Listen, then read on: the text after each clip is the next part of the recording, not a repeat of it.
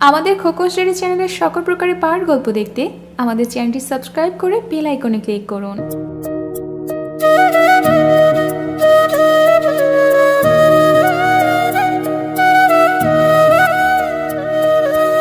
এলো চুলে কাশফুলের ক্ষেতের মাঝখান দিয়ে দৌড়াচ্ছে এক দুরন্ত তরুণী। তার পেছন থেকে ছুটে আসছে তারই সখীর দল, কিন্তু দুরন্ত তরুণীর দ্রুততার সাথে তারা পেরে উঠছে না। মেয়েটির হাতে এক গাছে কাঁচা তেঁতুল দেখা যাচ্ছে। বোঝা গেলে অন্য মেয়েরাও সেই তেঁতুলের ভাগ পাওয়ার উদ্দেশ্যেই প্রাণপণ দৌড়াচ্ছে।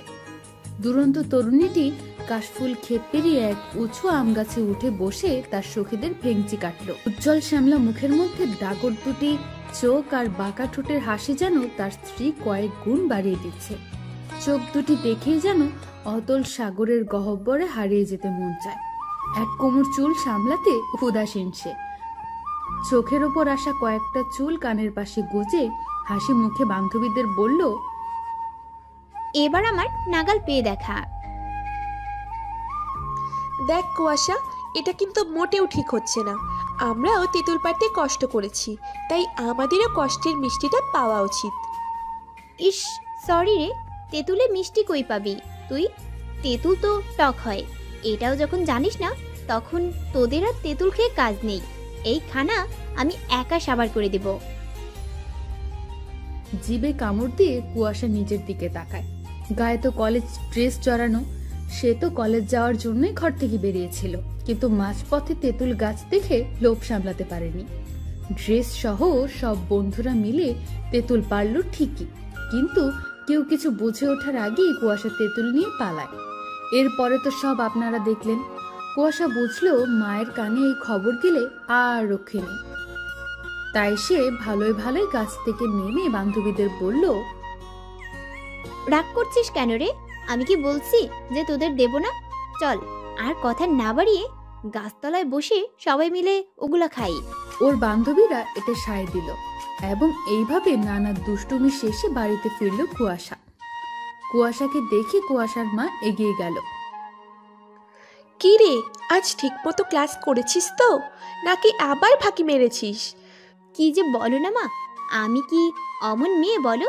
সারাদিন আজ কলেজের মাস্টার মশাইয়ের বকবক শুনতে শুনতে কানের সব পোকা মরে গেছে। এখন আর প্রশ্ন করো না প্লিজ। তুই কবে বড় হবি বলতো? সামনে কিন্তু ইন্টার পরীক্ষা, মা ভালো করে পড়বি। আমাদের গ্রামে খুব কম মেয়েরা ইন্টার পাস করতে পেরেছে। তুমি একদম চিন্তা করো না বাবা, আমি ঠিক পাস করব। এইভাবে কাটলো কুয়াশার দুষ্টু মিষ্টির দিনগুলো। একদিন সকালবেলা কুয়াশা আর ওর বান্ধবীরা মিলে কলেজে যাচ্ছিল। ওদের গ্রামের পাশেই বহমান মেঘনা নদী। নদীর পাশ দিয়েই ওরা হাসতে হাসতে যাচ্ছিল। হঠাৎ ঝপাং করে কিছু একটা পানিতে পড়ার শব্দ শুনলো ওরা। কাছে দেখতে পেল একটা মাঝবয়সী লোক পানিতে হাবুডুবু খাচ্ছেন। একটু সাঁতার দেওয়ার চেষ্টা করলেও পানির স্রোতের কাছে ব্যর্থ হচ্ছেন। হঠাৎ মিতালি বলে উঠল, লোকটা তো মরে যাবে। তারপরে কুয়াশা পানিতে ঝাঁপ দিল। সাথে সাথে ওর বান্ধবীরা চেঁচাতে লাগলো। কুয়াশা পানির স্রোত অনেক বেশি। কুয়াশা কোনো কথা কানে না নিয়ে লোকটার দিকে এগিয়ে গেল। লোকটাকে নিজের কাঁধে ভর দিয়ে প্রায় অনেক কষ্টে কুল পর্যন্ত নিয়ে আসলো। তারপর বান্ধবীরা সহ লোকটাকে কুলে তুলতে সক্ষম হলো। লোকটার গায়ে সাহেবী সাফারি স্যুট পরা দেখে মনে হচ্ছে শহর থেকে এসেছেন। মাথায় কাঁচা পাকা চুল। পানি খাওয়ায় লোকটার জ্ঞান হারিয়ে ফেলেছে, তাই তারা কয়েকজন লোক ডেকে গ্রামের হাসপাতালের উদ্দেশ্যে পাঠিয়ে দিয়ে কলেজে চলে যায়। পথে কুয়াশার বান্ধবীরা বলল,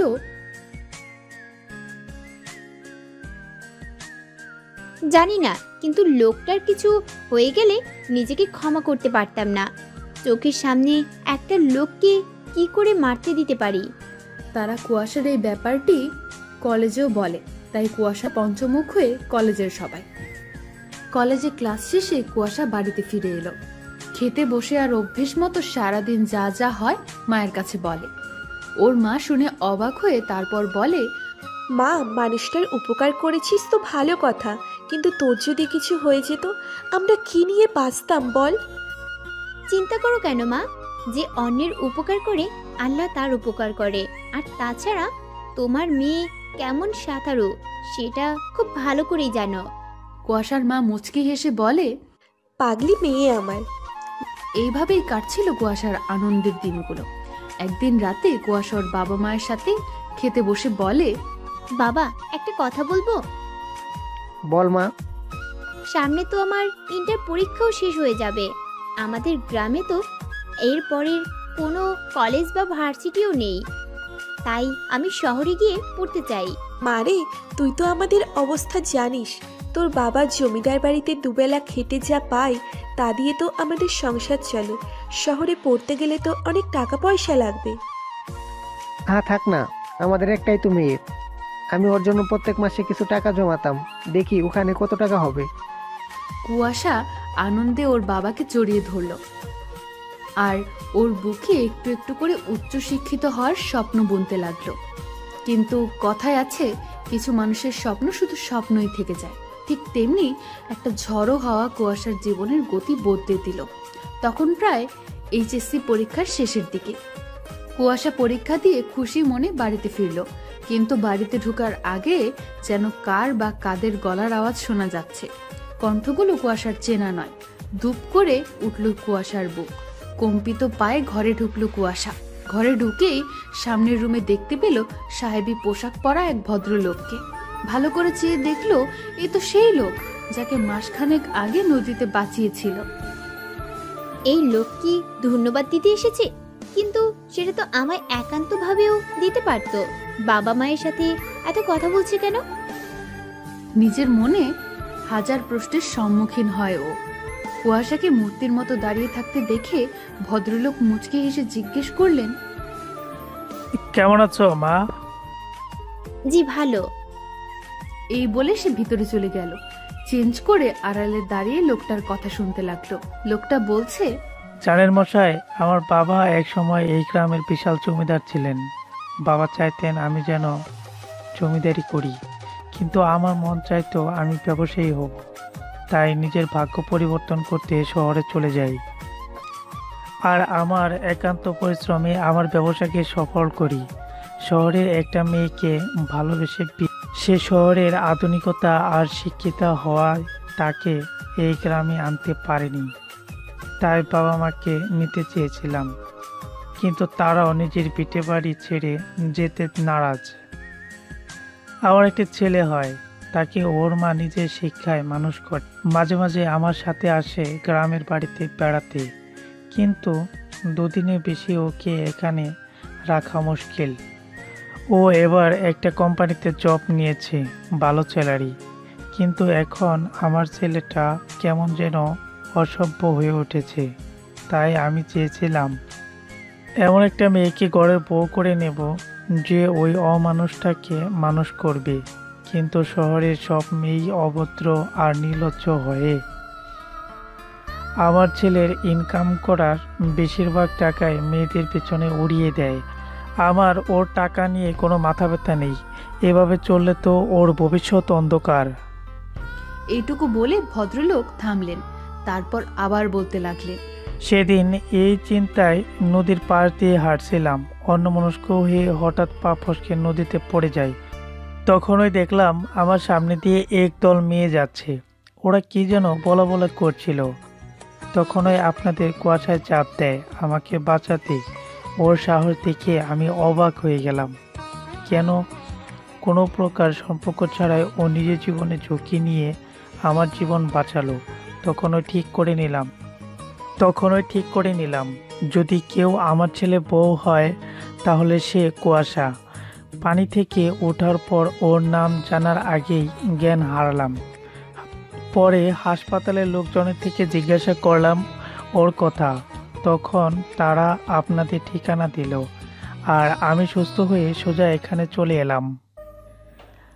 আমি ছেলের বাবা হয়ে আপনাদের কাছে হাত পাচ্ছি। আপনাদের মেয়েকে কি আমার ঘরের মেয়ের হওয়ার সুযোগ দেবেন?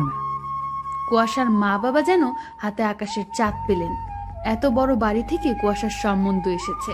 তারা বলল কুয়াশাকে জিজ্ঞেস করে জানাবে। এদিকে কুয়াশার মাথায় যেন আকাশ ভেঙে পড়ল। তার উচ্চশিক্ষিত হওয়ার স্বপ্ন এইভাবেই শেষ হয়ে যাবে সে ভাবতেই পারেনি। তখনই ওর বাবা মা এসে ওর মাথায় হাত বুলিয়ে সব বলল। ওর মা বলল,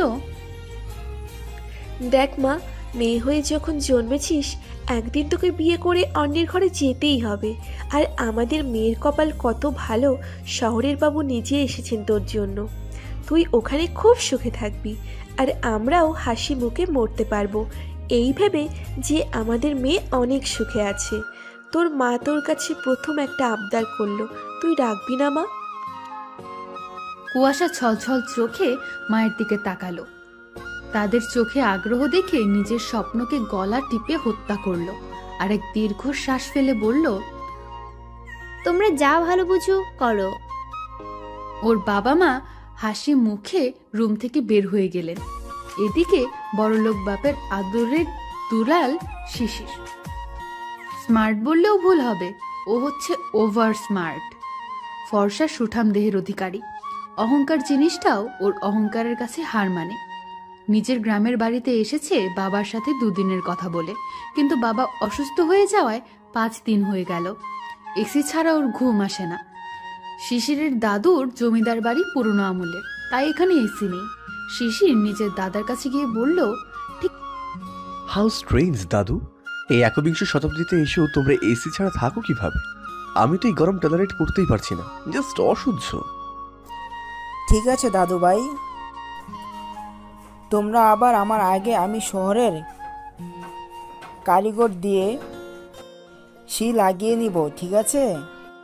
ওকে, তুমি আগে এসি লাগাবে, দেন আমি আসবো। তখনই আফজাল সাহেব, শিশিরের বাবা, ঘরে ঢুকে ছেলেকে রুমে আসতে বলে। কিছু বলবে বাবাই? বসো এখানে, আমি তোমার বিয়ে ঠিক করেছি। হোয়াট? তোমার কি মাথা খারাপ হয়েছে? না, আমি একদম ঠিক আছি। ওই দিন যে মেয়ে আমাকে বাঁচিয়েছিল তাকেই তুমি বিয়ে করবে। কে কি শুনলো তাতে আমার কিছু যায় আসে না। আর ও ইন্টার পাস করেছে, মোটেও অশিক্ষিত না, আর গাইয়াও না, যথেষ্ট সুন্দরী আর কালচার্ড। কি? তোমার জীবন বাঁচিয়েছে, কয়েক লক্ষ টাকা দিয়ে দাও, তাই বলে তুমি গ্রামের আনকালচার অশিক্ষিত গাইয়া ভূতের সাথে আমার বিয়ে দিয়ে দেবে? How strange. মাম্মি, শুনলে কি হবে ভেবেছো তুমি? তা হয় না পাপাই, আমি জেনিফাকে লাভ করি, আর বিয়ে আমি ওকেই করবো একমাত্র। দেখ শিশির, জেনিফা আমাদের টাইপ নয়।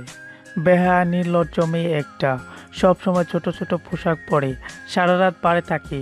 ও শুধু তোমার টাকাকে ভালোবাসে, আর কিছুই না।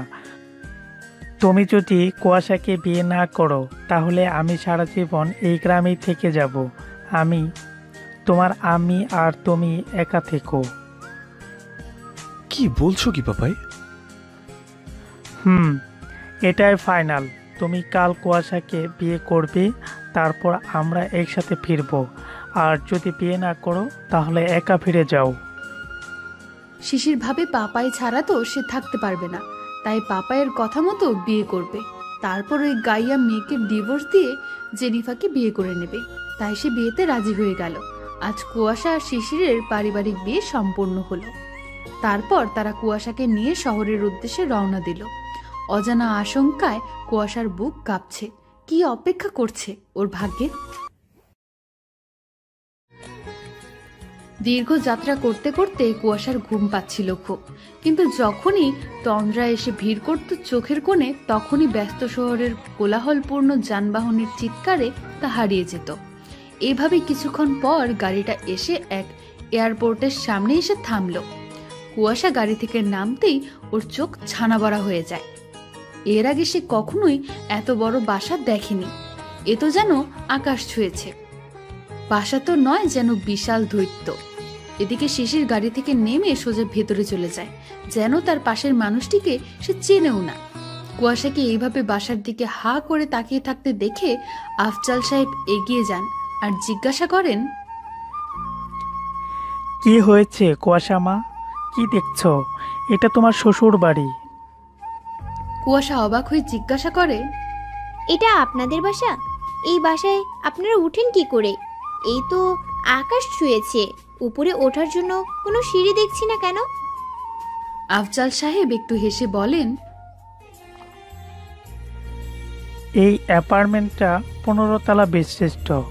আমরা 12 তলায় থাকি আর বাকি সব ভাড়া দিয়েছি। আর 12 তলায় সিঁড়ি দিয়ে উঠতে হয় না, আমাদের লিফট আছে, ওটা দিয়ে কয়েক সেকেন্ডে আমরা 12 তলায় যেতে পারি। লিফট কি বাবা? এটা কি কোনো গাড়ির নাম? আচ্ছা, তুমি আমার সাথে এসো, তাহলে সব দেখতে পারবে। কুয়াশা আর কিছু না বলে আফজাল সাহেবের পিছু পিছু হাঁটতে থাকে, কিন্তু তার মনে হাজার প্রশ্ন ও কৌতূহল ঘুরপাক খেতে থাকে। তার গ্রামে তো একতলা ঘরই দেখেছে সে। আর শুধু ছাদে যাওয়ার জন্য একটা মই থাকতো। আর এই সাহেবরা এত উঁচুতে থাকে কি করে? এদের কি ভয় করে না? আর এই লিফট গাড়িটা আবার কেমন জিনিস মাইরি? আফজাল সাহেবের কথায় আবার তার চিন্তা ব্রেক কষালো। আফজাল সাহেব লিফটের কাছে গিয়ে দেখেন শিশির লিফটের বাইরে দাঁড়িয়ে আছে। তার মানে লিফট নিশ্চয়ই এখনো নিচে নামেনি। তারপর হঠাৎ করে লিফটের দরজা খুলে গেল। কুয়াশা মনে মনে খুব অবাক হলো, দরজা আবার আপনা আপনিও খুলে নাকি? আফজাল সাহেব আর শিশির ভেতরে ঢুকে গেলেও কুয়াশা কিছুক্ষণ বাইরে দাঁড়িয়ে রইল। আফজাল সাহেব তাকে ডেকে ভেতরে আসতে বলেন। কুয়াশা আবার জিজ্ঞেস করলো, আচ্ছা বাবা, এই রুমটা এত ছোট কেন? যেন একটা বাত। আর কিছু বলার আগেই লিফট চলতে শুরু করলো। লিফটের কম্পনের ভয় পেয়ে কুয়াশা চিৎকার করতে লাগলো, বাঁচাও, ভূমিকম্প, প্লিজ বাঁচাও, প্লিজ। এক হাত দিয়ে শিশিরের জামা আঁচড়ে ধরে এক নাগাড়ি চেঁচিয়ে যাচ্ছে। শিশির বিরক্তির সাথে এক ঝটকায় নিজেকে ছাড়িয়ে নিল আর বাবাকে উদ্দেশ্য করে বলল, হোয়াট ইজ দিস পাপাই? এই গাইয়া ভূতটাকে কোথা থেকে ধরে এনেছো, যে কিনা লিফটই চেনে না? যত সব অশিক্ষিত ছোট লোক। শিশিরের এই অপমান কুয়াশার মনে তীরের মতো বিঁধল। আর শিশিরের ধমকে সে কিছুটা ভয় পেয়ে গিয়েছে। আফজাল সাহেব ছেলেকে কিছু বলার আগে আবার লিফটের দরজা খুলে যায় আর তারা 12 তল ফ্লোরে চলে আসে। শিশির গিয়ে ডোরবেল বাজায়। কিছুক্ষণ পর এক মাঝবয়সী কিন্তু যথেষ্ট আধুনিকা এক মহিলার দরজা খুলে শিশিরকে দেখে জড়িয়ে ধরে বলেন, ও মাই শিশির বেবি, তুমি ফিরে এসেছো। শিশির মায়ের সাথে কোনো কথা বলা ছাড়াই রুমে চলে গেল। তারই পেছনেই আফজাল সাহেব কুয়াশাকে নিয়ে ঢোকেন। আফজাল সাহেব কিছু বলার আগে আফজাল সাহেবের স্ত্রী লিলি কুয়াশা মস্তক একবার দেখে নেয়। কুয়াশা নর্মাল একটা শাড়ি পরেই এসেছিল। তারপর লিলি আফজাল সাহেবের দিকে ফিরে সহাস্য হাসি মুখে বললেন, আফজাল, তুমি কবে থেকে এত ইন্টেলিজেন্ট হয়ে গেলে বলো তো? মানে? আফজাল সাহেব কিছুটা বিস্ময় নিয়ে জিজ্ঞেস করেন, মানে আমি তোমার গ্রামে যাওয়ার আগে বলেছিলাম যে আমার একটা রাঁধুনি দরকার। আগের বুয়াটা কাজ ছেড়ে দিয়েছে, আর তুমি এত তাড়াতাড়ি গ্রাম থেকে আমার জন্য রাঁধুনি নিয়ে আসবা ভাবতে পারিনি। কথাটা বলার সাথে সবারই মুখ থমথমে হয়ে যায়। কুয়াশা যেন বাকরুদ্ধ হয়ে যায়। সে ভাবতেই পারেনি তার কপালে এমন কিছু লেখা ছিল। কি ব্যাপার? আমি কি কিছু ভুল বললাম? জাস্ট সেট আপ লিলি, তুমি না বুঝেই তখন থেকে যাতা বকে যাচ্ছ। তুমি জানো ওকে? আফজাল, তুমি এই গায়া মেয়ের জন্য আমি এত জোরে ধমকালে? কি এমন ভুল বলে ফেললাম আমি যে তুমি এমন করছো? কুয়াশা মা কোনো রাঁধুনি না, ও তোমার একমাত্র ছেলের বউ। You must be kidding. Jokes ভালোই ছিল, পরে হেসে নেব। Lily, how dare you! তোমার কি মনে হয় আমি জোকার? আমি সত্যি বলছি, কুয়াশা মা শিশিরের বিয়ে করা বউ, মানে তোমার বউমা। চুপ করো আফজাল, তোমার মাথা ঠিক আছে? আমার শিশির বেবির জন্য কলেজের সুন্দরী স্মার্ট এডুকেটেড মেয়েরা এক পায়ে দাঁড়িয়ে থাকে, সেখানে তুমি বলছো আমার শিশির বেবি এই গ্রাম্য ভূতকে বিয়ে করেছে? চুপ করো লিলি, তুমি যাকে অপমান করছো সে এই ঘরের লক্ষ্মী। Lakshmi my foot! এই মেয়ে কোনো দিন আমার কাজের লোকের মর্যাদাও পাবে না। এই মেয়ে, বের হও এই বাসা থেকে।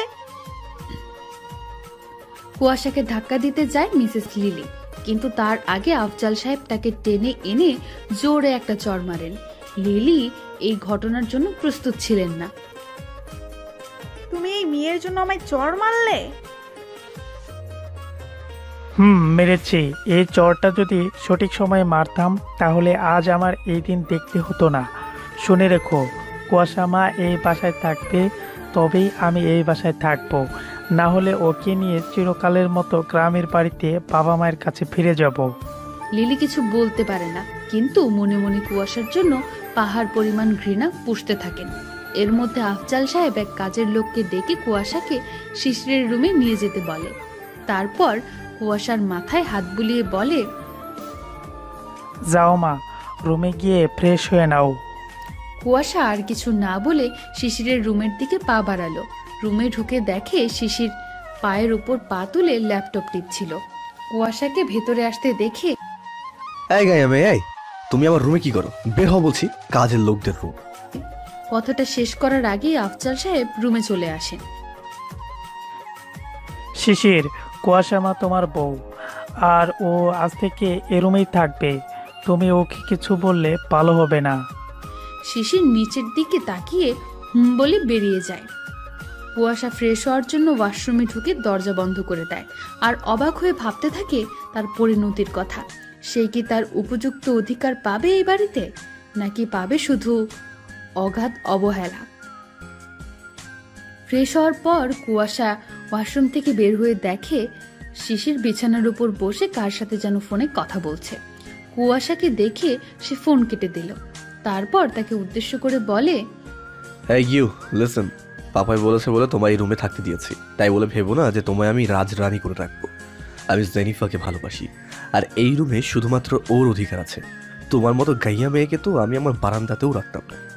শুধু পাপাইয়ের কারণে কিছু বলতে পারছি না তোমায়। জানি না কি ব্ল্যাক ম্যাজিক করেছো পাপাইকে, কিন্তু তুমি ভেবো না, পাপাই সামনের মাসেই ফরেন ট্যুরে যাবে 6 মাসের জন্য।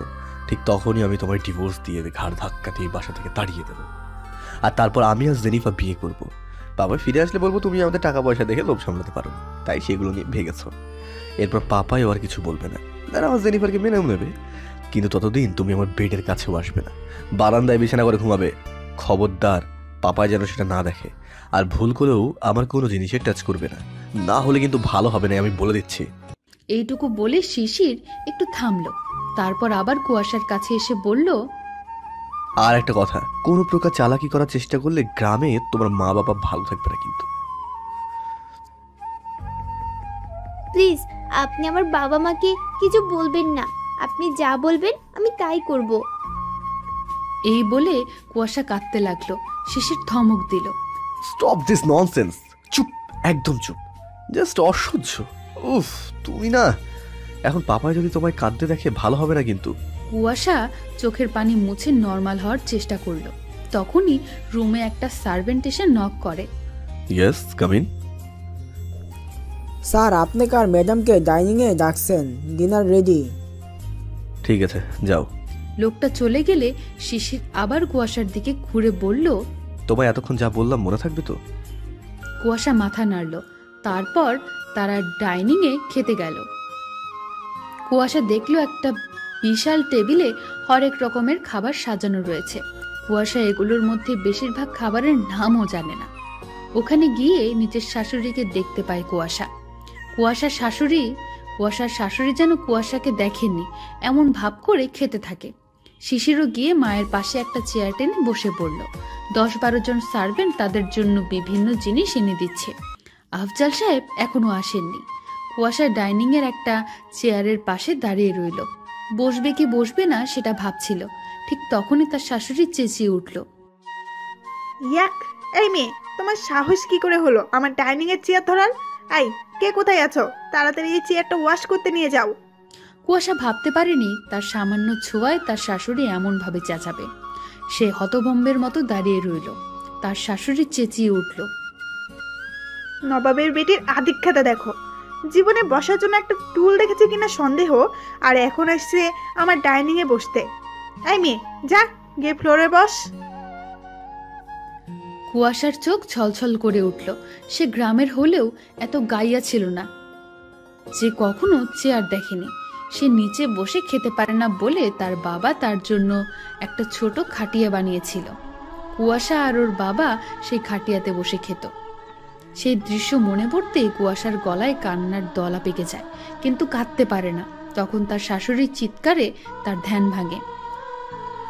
সার্ভেন্ট, এক সার্ভেন্ট দৌড়ে আসে। ঠিক তোমাদের জন্য কি রান্না করেছো? ডাল আর আলুর তরকারি। যাও গিয়ে ওই মেয়ের জন্য নিয়ে আসো। ভিতর। কিন্তু ম্যাডাম উনি তো। শাট আপ, যা বলছি তাই করো। তখনই আফজাল সাহেব ডাইনিংয়ে প্রবেশ করেন আর কুয়াশাকে ফ্লোরে বসে থাকতে দেখে হতভম্ব হয়ে যান। কুয়াশা মা। কুয়াশা চমকে আফজাল সাহেবের দিকে তাকায়, কিন্তু কুয়াশাকে ফ্লোর থেকে ওঠান। তিনি কুয়াশাকে ফ্লোর থেকে ওঠান, তারপর জিজ্ঞাসা করেন, তুমি ফ্লোরে কেন বসেছিলে? কুয়াশা কিছু না বলে শাশুড়ির দিকে তাকালো। তখনই আফজাল সাহেব সেদিকে ঘুরেন আর বলেন, সি লিলি, তোমার লজ্জা করে না এসব করতে? মামা মানে? কুয়াশা মা এই বাড়ির বউ, আর তুমি কিনা তাকে এই সম্মান দিলে? তুমি জানো তুমি যাকে বারবার ছোট করছো, সে যদি আজকে না থাকতো তাহলে তুমি বিধবা হতে। আমার জীবন বাঁচিয়েছে কুয়াশা মা, আর তুমি কিনা। সি। বাবা, ওনার কোনো দোষ ছিল না। আমি নিজেই চেয়ারে বসতে গিয়ে ফ্লোরে পড়ে গিয়েছিলাম।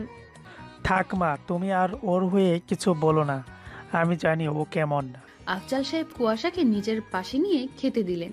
তখনই সার্ভেন্টরা খাবারের প্লেট নিয়ে এসে যায়। আফজাল সাহেব অবাক হয়ে জিজ্ঞেস করে, এগুলো কার জন্য? সে কিছু না বলে চুপচাপ দাঁড়িয়ে থাকে। আফজাল সাহেব ব্রুকুচকে বললেন, সবাই বুঝতে পারছি, তুমি এই প্লেটে নিয়ে যাও। তারপর স্ত্রীর দিকে তাকিয়ে বললেন, আর কত নিচে নামাবে নিজেকে? রুচি তোমার এত খারাপ? নতুন বউকে তুমি সার্ভান্টদের খাবার দিয়ে খাওয়াচ্ছ? বেশ করেছি, ও এটাই ডিসার্ভ করে। ও তো সারা জীবন এইগুলাই খেয়ে এসেছে। আর কি বললে নতুন বউ? ওর তো আমার শিশির বেবির দাসী হওয়ারও যোগ্যতা নেই। আফজাল সাহেব রাগে খাবারের প্লেট আছাড় মারেন, গ্লাস ভেঙে টুকরো টুকরো করেন। এতে কুয়াশার শাশুড়ি ভয় পেয়ে ভেতরে চলে যায়, আর শিশির উঠে গেটের দিকে যাচ্ছিল। তখনই, শিশির, কোথায় যাচ্ছ তুমি? ক্লাবে যাচ্ছি পাপাই, প্রতিদিনের মতোই। সেখানে জেনিফার আমার জন্য ওয়েট করছে।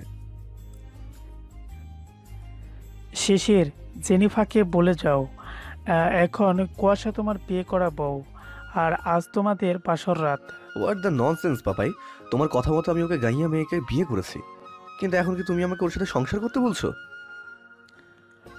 হ্যাঁ ঠিক তাই, বিয়ে কোনো পুতুল খেলা নয়।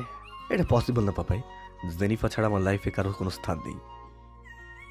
এই বলে তিনি ভিতরে চলে গেলেন।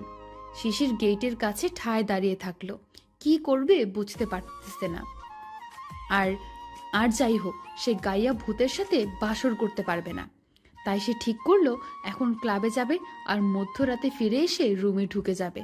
তাতে পাপাই ভাববে সে সারা রাত রুমেই ছিল। যেই ভাবা সেই কাজ। শিশির ক্লাবে গিয়ে দেখলো ওয়েস্টার্ন ড্রেসে সজ্জিত জেনিফার ড্রিঙ্ক করে ছেলেদের সাথে ধেই ধেই করে নাচছে। শিশিরকে দেখে ঢুলতে ঢুলতে তার দিকে এগিয়ে এলো, তারপর বলল, বিয়ে কি ব্যাপার? সুইট চকলেট বউ রেখে আমার কাছে আসলে যে? Are you mad Jennifer? তুমি ভাবলে কি করে আমি ওই গাইয়া ভূতের সাথে সংসার করব? ওই বিয়েটা আমি মানি না। আর তুমি একদম ভেবো না, খুব শীঘ্রই ওর গ্রাম্য ভূত থেকে ডিভোর্স নিয়ে নেবো আমি, আর তারপর তোমাকেই বিয়ে করবো। তো বুঝতে পারছি। হোয়াট? বিয়ে? আর আমি? তুমি 21 শতাব্দীতে এসে বিয়ের কথা বলছো? আমার লিভ ইন টুগেদার হব? Okay, as your wish Jennifer darling, let's dance. Shishir প্রায় রাত 3টার দিকে বাসায় ফিরল, তারপর সোজা রুমে গেল। রুমে ঢুকতেই দেখলো তার পুরো রুমকে বিভিন্ন ফুল দিয়ে ডেকোরেশন করা হয়েছে। তারপর তার চোখ গেল বেডের দিকে। সে অবাক হয়ে দেখলো বেডের মাঝখানে এক সুন্দরী মেয়ে বউ সেজে বসে আছে আর হালকা ঝিমাচ্ছে। তারপর তার মনে পড়ল এ তো সেই গাইয়া মেয়ে। তখনই তার মাথা গরম হয়ে গেল এবং সে ঢুলতে ঢুলতে বিছানায় গিয়ে কুয়াশাকে টেনে নামালো। কুয়াশার প্রায় ঘুম এসে গিয়েছিল, কিন্তু শিশিরের হ্যাচকা টানে খুব ভয় পেয়ে গেল এবং শিশিরের শরীরে মদের দুর্গন্ধ পেল। শিশির তখনই কুয়াশার হঠাৎ চর লাগিয়ে দেয়। কুয়াশা গিয়ে ছিটকে ফ্লোরে পড়ে যায়। How dare you! গাইয়া মেয়ে, তোর সাহস হয় কি করে আমার বিছানায় ওঠার? বলেছিলাম না এই বিছানায় শুধুমাত্র জেনিফার থাকবে আর অন্য কেউ না। তারপরও তুই বউ সেজে বসেছিলি এই বিছানায়। যা গিয়ে বারান্দায় ঘুমা। তারপর শিশির দাম করে বেডে শুয়ে পড়ে ঘুমিয়ে পড়ে, জামা জুতা খোলা ছাড়াই। কুয়াশা দেখেও কিছু করেনি, কারণ সে জানে এইসবে তার কোনো অধিকার নেই। তাই সে চুপচাপ বারান্দায় বিছানা করে ঘুমিয়ে পড়ে। ঘুমানোর সময় গাল টনটন করছিল। ফজরের আজানের সময় কুয়াশার ঘুম ভেঙে যায়। সে উঠে ফ্রেশ হয়ে নামাজ পড়ে নেয়। ফ্রেশ হতে গিয়ে দেখে তার গালে শিশিরের চরের দাগ বসে আছে। তাই সে চুল দিয়ে সেই অংশ ঢেকে দেয়। সকালে উঠে শিশির এমন ভাব করে যেন কিছুই হয়নি। আর হয়তো তার মনে নেই, কারণ সে তখন নেশাগ্রস্ত ছিল। শিশির ফ্রেশ হয়ে আসতে একটা সার্ভেন্ট তাদের নাস্তা খাওয়ার জন্য ডেকে যায়। দুজনে ডাইনিং এর দিকে এগোয়।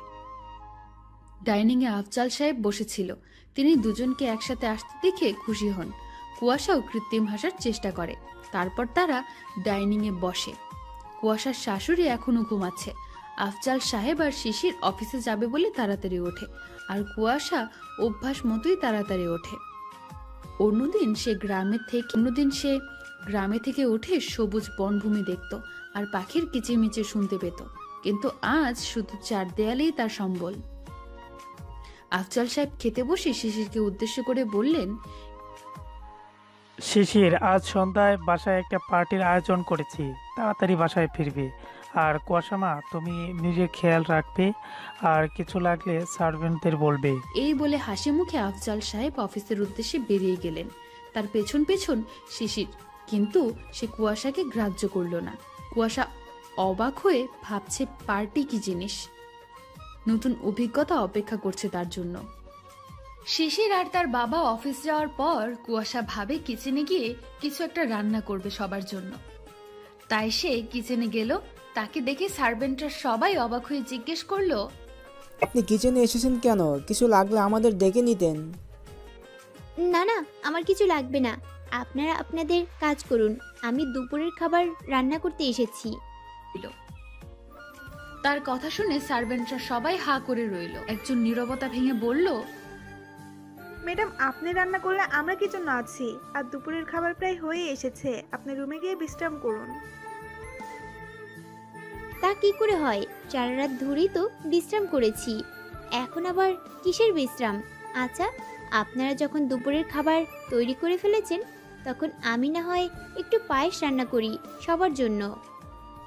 সার্ভেন্টরা কিছুক্ষণ একে অপরের মুখে চাওয়াচাই করলো, কিন্তু কুয়াশাকে বলল, দিয়ে যাব ম্যাডাম, যেমনটি আপনার ইচ্ছা, কিন্তু হয়েছে, আর কোনো কিন্তু না। তারপর কুয়াশাকে বলল, আসলে সার্ভেন্টটা বলতে চেয়েছিল যে দুপুরে আফজাল সাহেব আর শিশির অফিসেই লাঞ্চ করে নেয়, বাড়িতে শুধু শিশিরের মাই খায়। কিন্তু কুয়াশা কোনো কথা কানে না নিয়ে মনের আনন্দে পায়েস রান্না করলো। তারপর রুমে ফিরে গেল। ভাবলো গোসল করা দরকার, কিন্তু সে তো সাথে করে নেওয়া শাড়ি বা জামা কিছুই আনেনি। তখন সে কি পরবে? তখন তার চোখ গেল শিশিরের রুমে বড় বড় দুইটি আলমারি। একটা শিশিরের, অন্যটা তাহলে কি এমনি এমনি পড়ে আছে রুমে? সে ভাবলো শিশির তো রুমে নেই, খুলেই দেখা যাক। কিন্তু সে তো জানেই না আলমারির হোল্ডটা কোন দিক দিয়ে ঘোরালে আলমারিটা খুলবে। তাই সে আলমারির হ্যান্ডেল খুঁজতে লাগলো, কিন্তু ওই আলমারিতে হ্যান্ডেল নেই, ওইটা কার্ডবোর্ড সিস্টেম। এক পাশে ঠেলা দিলে খুলে। কুয়াশা অনেকক্ষণ চেষ্টা করে আলমারি খুলতে পারলো না, তাই হতাশ হয়ে বসে পড়লো বিছানায়। তখনই রুমের দরজায় কেউ টোকা দেয়। কে? বড় ম্যাডাম। ম্যাডাম, আমি আপনার জন্য হালকা নাস্তা এনেছি, ভিতরে আসবো? কুয়াশা দরজা খুলে দেয়। সার্ভেন্ট নাস্তা রেখে চলে যাচ্ছিল। তখনই কুয়াশা ভাবে, আচ্ছা, এই লোকটা কি আলমারিটা খুলতে পারবে? তখনই সে তাকে ডাক দেয়, ভাইয়া। ছেলেটা এই ডাক শুনে হতবম্বের মতো দাঁড়িয়ে গেল। একটা চাকরকে কেউ এতটা সম্মান দিয়ে ভাইয়া ডাকতে পারে সেটা তার জানা ছিল না। তাই সে পেছনে ফিরে বলল, ম্যাডাম আপনি কি আমায় কি খেয়ে নেন? ভাইয়া দেখো না, তখন থেকে চেষ্টা করে আলমারিটা খুলতে পারছি না। সার্ভেন্টটা মুচকি হেসে বলে, আশা ম্যাডাম, ও এই কথা। তারপর সে আলমারি খুলে দিয়ে চলে গেল। কুয়াশা আলমারির দিকে তাকিয়ে চোখ কপালে তুলল। হাজার রকমের নতুন শাড়ি, সাথে ম্যাচিং ব্লাউজ, আরো কত কি রাখা আছে এই আলমারিতে। এগুলো কার জন্য রাখা হয়েছে? 7-5 ভেবে সে একটা শাড়ি নিয়ে নিল আর ভাবতে লাগলো তার সাথে কিছু জমানো টাকা আছে, পরে এই শাড়ির মালিককে খুঁজে পেলে সে এই শাড়িটা কিনে দেবে। তবে এই শাড়িগুলোর মালিককে কিভাবে খুঁজে পাবে? বাবা নিশ্চয় জানবে, তিনি আসলে জিজ্ঞাসা করে নেব। তারপর সে গোসল করতে গেল। গোসল করে ফিরে এসে দেখলো আজান দিয়ে দিয়েছে, তাই সে নামাজ আদায় করে নিল। এরপর সার্ভেন্ট আবার এসে জিজ্ঞেস করলো, ম্যাডাম আপনার খাবার কি রুমে দিয়ে যাব নাকি বড় ম্যাডামের সাথে খাবেন? আরে কি বলছেন ভাইয়া, আমি সবাই সাথে বসে খাবো। করে ম্যাডামে বড় স্যার তো আর ছোট স্যার তো দুপুরে বাসায় খান না, অফিসে খেয়ে নেন। এখন শুধু আপনি আর বড় ম্যাডাম খাবেন। কুয়াশার কিছুটা মন খারাপ হয়, কারণ সে সবার জন্য কতটা ভালোবেসে পায়েস রান্না করেছে। যাই হোক, এখন আর কি করার। তাই সে ডাইনিং এ এগিয়ে গেল। গিয়ে দেখলো তার শাশুড়ি আপন মনে খাচ্ছে, যেন বাসায় আর কেউ নেই। কুয়াশার টেবিলে বসতে ভয় পাচ্ছে, যদি উনি আবার অপমান করেন। কিন্তু কুয়াশার জন্য অন্য কিছু অপেক্ষা করছিল। সার্ভেন্টরা রান্না করা খাবারগুলোর সাথে কুয়াশার রান্না করা পায়েসও নিয়ে আসে। কুয়াশার শাশুড়ি পায়েসের বাটিতে তাকিয়ে সার্ভেন্টদের তাকিয়ে বলে, আজকে খাবারের মেনুতে পায়েস রাখতে বলেছি বলে তো আমার মনে পড়ছে না। সার্ভেন্টরা কিছু না বলে নিচের দিকে তাকিয়ে চুপ করে দাঁড়িয়ে থাকে। এদিকে কুয়াশাও টেবিলের একপাশে মূর্তির মতো দাঁড়িয়ে আছে, সেদিকে তার শাশুড়ির কোনো খেয়াল নেই। চাকরদের চুপ থাকতে দেখে তিনি আবার চেঁচিয়ে বলেন, কি হলো, কথা বলছো না কেন তোমরা? একটা চাকর আমতা আমতা করে বলে, আসলে পায়েসটা কুয়াশা ম্যাডাম আপনাদের জন্য। কথাটা শেষ করার আগে কুয়াশার শাশুড়ি রাগে অগ্নিমূর্তি হয়ে দাঁড়িয়ে পড়ে আর এক ঝটকায় পায়েসের বাটিটা হাতে নিয়ে ফ্লোরে একটা আছাড় মেরে ভেঙে ফেলে। তারপর চিৎকার করে বলে, হোয়াট ননসেন্স! আমি তোমাদের কি টাকা দিয়ে পুষে রেখেছি? কি আমার চেহারা দেখার জন্য?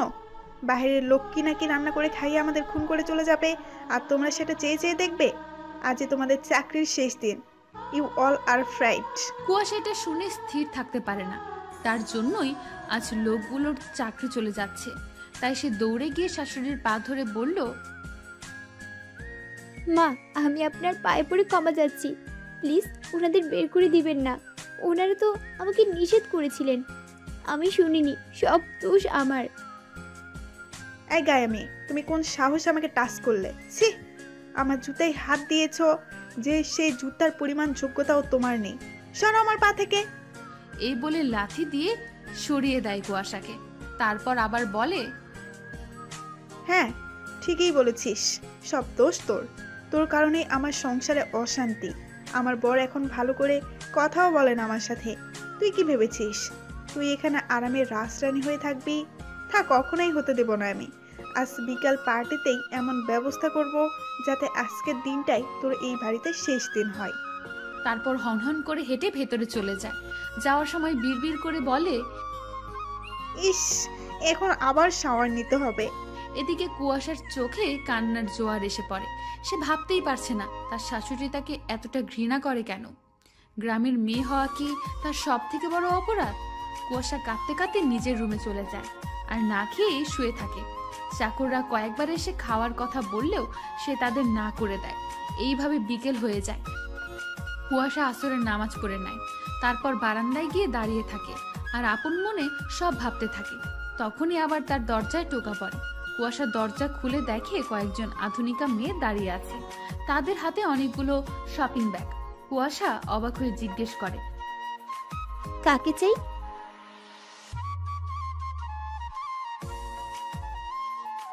কুয়াশা তাদের ভেতরে আসতে বলে। তারা কুয়াশাকে সাজাতে শুরু করে আর মনে মনে ভাবে, আমাকে এইভাবে সাজানো হচ্ছে কেন? আজ কি কোনো অনুষ্ঠান আছে বাবা তো যাওয়ার সময় বলে গেছেন আজকে পার্টি আছে, কিন্তু সেটাই কি তা তো আমি জানি না। আচ্ছা, আমি কি মেয়েগুলোকে জিজ্ঞেস করব এই ব্যাপারে? পরে নিজে নিজে ঠিক না করে থাক, বরং অপেক্ষা করেই দেখা যাক কি হয় সন্ধ্যায়। 2 ঘন্টা পর কুয়াশার স্বাদ শেষ হলো। কুয়াশা আয়না দেখে নিজেই নিজেকে চিনতে পারছে না। পার্লারের মেয়েরাও বলেছে কুয়াশা সেজে পুতুলের মতো বসে রইল। প্রায় সন্ধ্যা হয়ে এসেছে, বাড়িতে লোকজনের আওয়াজ শোনা যাচ্ছে। কিছুক্ষণ পর শিশির রুমে ঢুকলো চেঞ্জ করতে। কুয়াশাকে এই সাজে দেখে সে এক মুহূর্তের জন্য হারিয়ে গেল। তারপর সে জেনিফার কথা মনে হতেই চোখ সরিয়ে চেঞ্জ করতে চলে গেল। তারপর আফজাল সাহেব রুমে এসে কুয়াশাকে দেখে বললেন, মাশাআল্লাহ, খুব সুন্দর লাগছে আমার কুয়াশা মাকে। তারপর তাকে নিয়ে হল রুমে গেলেন। কুয়াশা চোখ তুলে দেখলো পুরো ঘরটাকে খুব সুন্দর করে সাজানো হয়েছে। আর হল রুমে প্রায় 100 অতিথিরা রয়েছে, সবাই সাহেবী পোশাক পরিহিত। আর সবাই কুয়াশাকে দেখছে। কেউ কেউ কুয়াশার রূপের প্রশংসা করছে, কিন্তু তারা কেউই এখনো জানে না যে কুয়াশা আসলে গ্রামের মেয়ে। একটু পর শিশিরও রেডি হয়ে চলে এলো। তারপর আফজাল সাহেব বলতে শুরু করলেন, লেডিস অ্যান্ড জেন্টলম্যান, আজকে আমরা যাকে দেখার জন্য সবাই একসাথে হয়েছি সে আমার একমাত্র ছেলের বউ কুয়াশা। সবাই হাততালি দিতে লাগলো। আর একে একে সব মহিলা আর পুরুষরা কুয়াশা আর শিশিরকে দেখে গিফট দিয়ে যাচ্ছিল। আফজাল সাহেব বিজনেস পার্টনার আলম চৌধুরী এর স্ত্রী অনেক দামি ডায়মন্ডের নেকলেস এসে পরিয়ে এসেছিলেন। কুয়াশার শাশুড়ি কুয়াশাকে অপমান করার মোক্ষম সুযোগ পেয়ে গেলেন। তিনি মিসেস চৌধুরীর সাথে হাত করার অজুহাতে কৌশলের নেকলেসটা নিয়ে নিলেন আর চুপি চুপি কুয়াশার পার্সে সেটা রেখে দেন। তারপর শয়তানি হাসি দিয়ে এক পাশে সরে যান। হঠাৎ পার্টির পরিবেশ নিস্তব্ধ হয়ে যায় মিসেস চৌধুরীর চেঁচামেচিতে। আমার অত দামি বিদেশি ডায়মন্ডের নেকলেসটা পাচ্ছি না। আমার অত দামি বিদেশি নেকলেসটা যে নিয়েছে, শান্ত হন, নেকলেসটা যে নিয়ে থাকে সে এখনো এই পার্টিতেই উপস্থিত আছে, কারণ গেট পুরোপুরি লক আছে। সবার ব্যাগ বা পার্স চেক করা হোক, তাহলেই চোর পাওয়া যাবে। সিকিউরিটি এসে সবাইকে তন্ন তন্ন করে খুঁজতে লাগলো। এদিকে কুয়াশার শাশুড়ি মনে মনে দামাকার অপেক্ষা করছে। কুয়াশার পুরো ঘটনা কেমন যেন মিলাতে পারছে না। আজকের মতন এমন একটা দিনে বুঝি এত দামি একটা জিনিস হারিয়ে গেল। সিকিউরিটি পার্টিতে আসা প্রত্যেকটা গেস্টকে চেক করলো, কিন্তু যখন হার পাওয়া গেল না তখন কুয়াশার শাশুড়ি বলল, পার্টিতে আসা সব গেস্টকে চেক করা হয়েছে, শুধু আমার ছেলে আর ওর ওয়াইফকে ছাড়া। এবার তাদের চেক করা হবে। এই কথা শুনে আফজাল সাহেব রেগে জিজ্ঞেস করলেন, কি বলছো তুমি এসব? ঠিকই বলছি, সবাইকে বোঝাতে হবে না যে আমরা সবাইকে সমান চোখে দেখি। সিকিউরিটি, আমার ছেলে আর তার বৌমাকে চেক করা হোক। গায়া মেয়েটা এবার বুঝবে বামন হয়ে চাঁদে হাত দেওয়ার স্বপ্ন দেখলে কি পরিণতি হয়। সিকিউরিটি এগিয়ে এসে প্রথমে শিশির আর তারপর কুয়াশাকে চেক করলো। কুয়াশার পার্সে হাত দিতে সিকিউরিটি থমকে গেল। কুয়াশা সিকিউরিটি সেটা দেখতে পেয়ে বলল, কি হয়েছে সিকিউরিটি, থেমে গেলা কেন? সিকিউরিটি কিছু না বলে ব্যাগ থেকে হাত বের করলো আর সবাই তার হাতে নেকলেস দেখে অবাক হয়ে গেল। মিসেস চৌধুরী এগিয়ে এসে বলল, নেকলেসটা পাচ্ছি না। এই তোমার নেকলেসটা। ছি মিসেস আফজাল, শেষে কিনা হীন মানসিকতা সম্পন্ন একটা চোরকে ঘরের বউ করলেন। কুয়াশার শাশুড়ি মনে মনে খুশি হলেও উপরে এমন ভাব করলেন যেন তিনি এই ঘটনাতে খুব লজ্জা পেয়েছেন। এদিকে কুয়াশা যেন পাথর হয়ে গেছে। সে ভাবতেই পারছে না এতগুলো মানুষের সামনে তাকে এইভাবে অপমানিত করা হবে। সে কিছুতেই এই কাজ করতে পারে না। পুরো সন্ধ্যা জুড়ে তো এখানেই ছিল শিশিরের পাশে। তাহলে সে কিভাবে এই চুরি করতে পারে ওই হারটা? পার্টিতে উপস্থিত সবাই তখন কুয়াশাকে সমালোচনা করা শুরু করে দিয়েছে। তখনই মিস্টার চৌধুরী এসে এগিয়ে গিয়ে বললেন, আফজাল সাহেব, এত বছরে আমাদের রিলেশন বিজনেসের, আমাদের পরিবারে এত বছর খুব ভালো সম্পর্ক ছিল, কিন্তু আমি ভাবতেও পারিনি আপনার মতো এত ভদ্র একটা লোকের বাড়িতে এমন একটা চরিত্রহীন বউ আসবে। আমার সত্যি মাথায় আসছে না এই মেয়েটি কিভাবে এই কাজটি করতে পারে। যদি তার নেকলেসটা এতই পছন্দ ছিল, সে একবার আপনার কাছে বা আমার কাছে চাইলেও পারতো, আমি তাকে গিফট হিসেবে দিতাম। কিন্তু চুরির মতো জঘন্য কাজ সে কিভাবে করতে পারে? আফজাল সাহেব একবার মুখ কুয়াশার দিকে তাকালেন। কুয়াশা কান্না ভরা চোখে শ্বশুরের দিকে তাকিয়েছিল আর নীরব থেকে বুঝতে চাচ্ছিল যে সে এমন কাজ করেনি। তখনই কুয়াশার শাশুড়ি বলে উঠলেন, দেখেছো তো গ্রামের আনকালচার মেয়েকে ঘরের বউ করে আনার পরিণতি। আর লজ্জায় সবার সামনে নাক কাটা গেল। তোমার এত বছরের সম্মান প্রেস্টিজ সব ধুলাই মিশালো এই মেয়ে। তার এই কথা শুনে সবাই স্তব্ধ হয়ে কুয়াশার দিকে তাকালো এবং তাকে এমনভাবে খুঁটিয়ে দেখতে লাগলো যেন সে অন্য গ্রহের এলিয়েন। তারপর মিস্টার চৌধুরী আবার বলতে লাগলেন, আমার তো প্রথমেই সন্দেহ হয়েছিল এটাই পার্থক্য গ্রামের অশিক্ষিত আর শহরে এডুকেটেড মেয়েদের মধ্যে। আপনি এই মেয়ের কি এমন পেলেন আফজাল সাহেব যে একে নিজের একমাত্র ছেলের গলায় ঝুলিয়ে দিলেন? এই গাইয়া মেয়েদের তো জন্মেরই ঠিক। Just set up mister. আপনি বলে যাচ্ছেন যে আমার বাসায় দাঁড়িয়ে আমারই বৌমাকে অপমান করছেন। আমার চয়েস কখনোই ভুল হতে পারে না, আমি এটা প্রমাণ করব। স্টেজের চারপাশে আমি গোপন সিসি ক্যামেরা লাগিয়েছিলাম, আশা করি তাতে পুরো ঘটনা ফুটেজ আছে।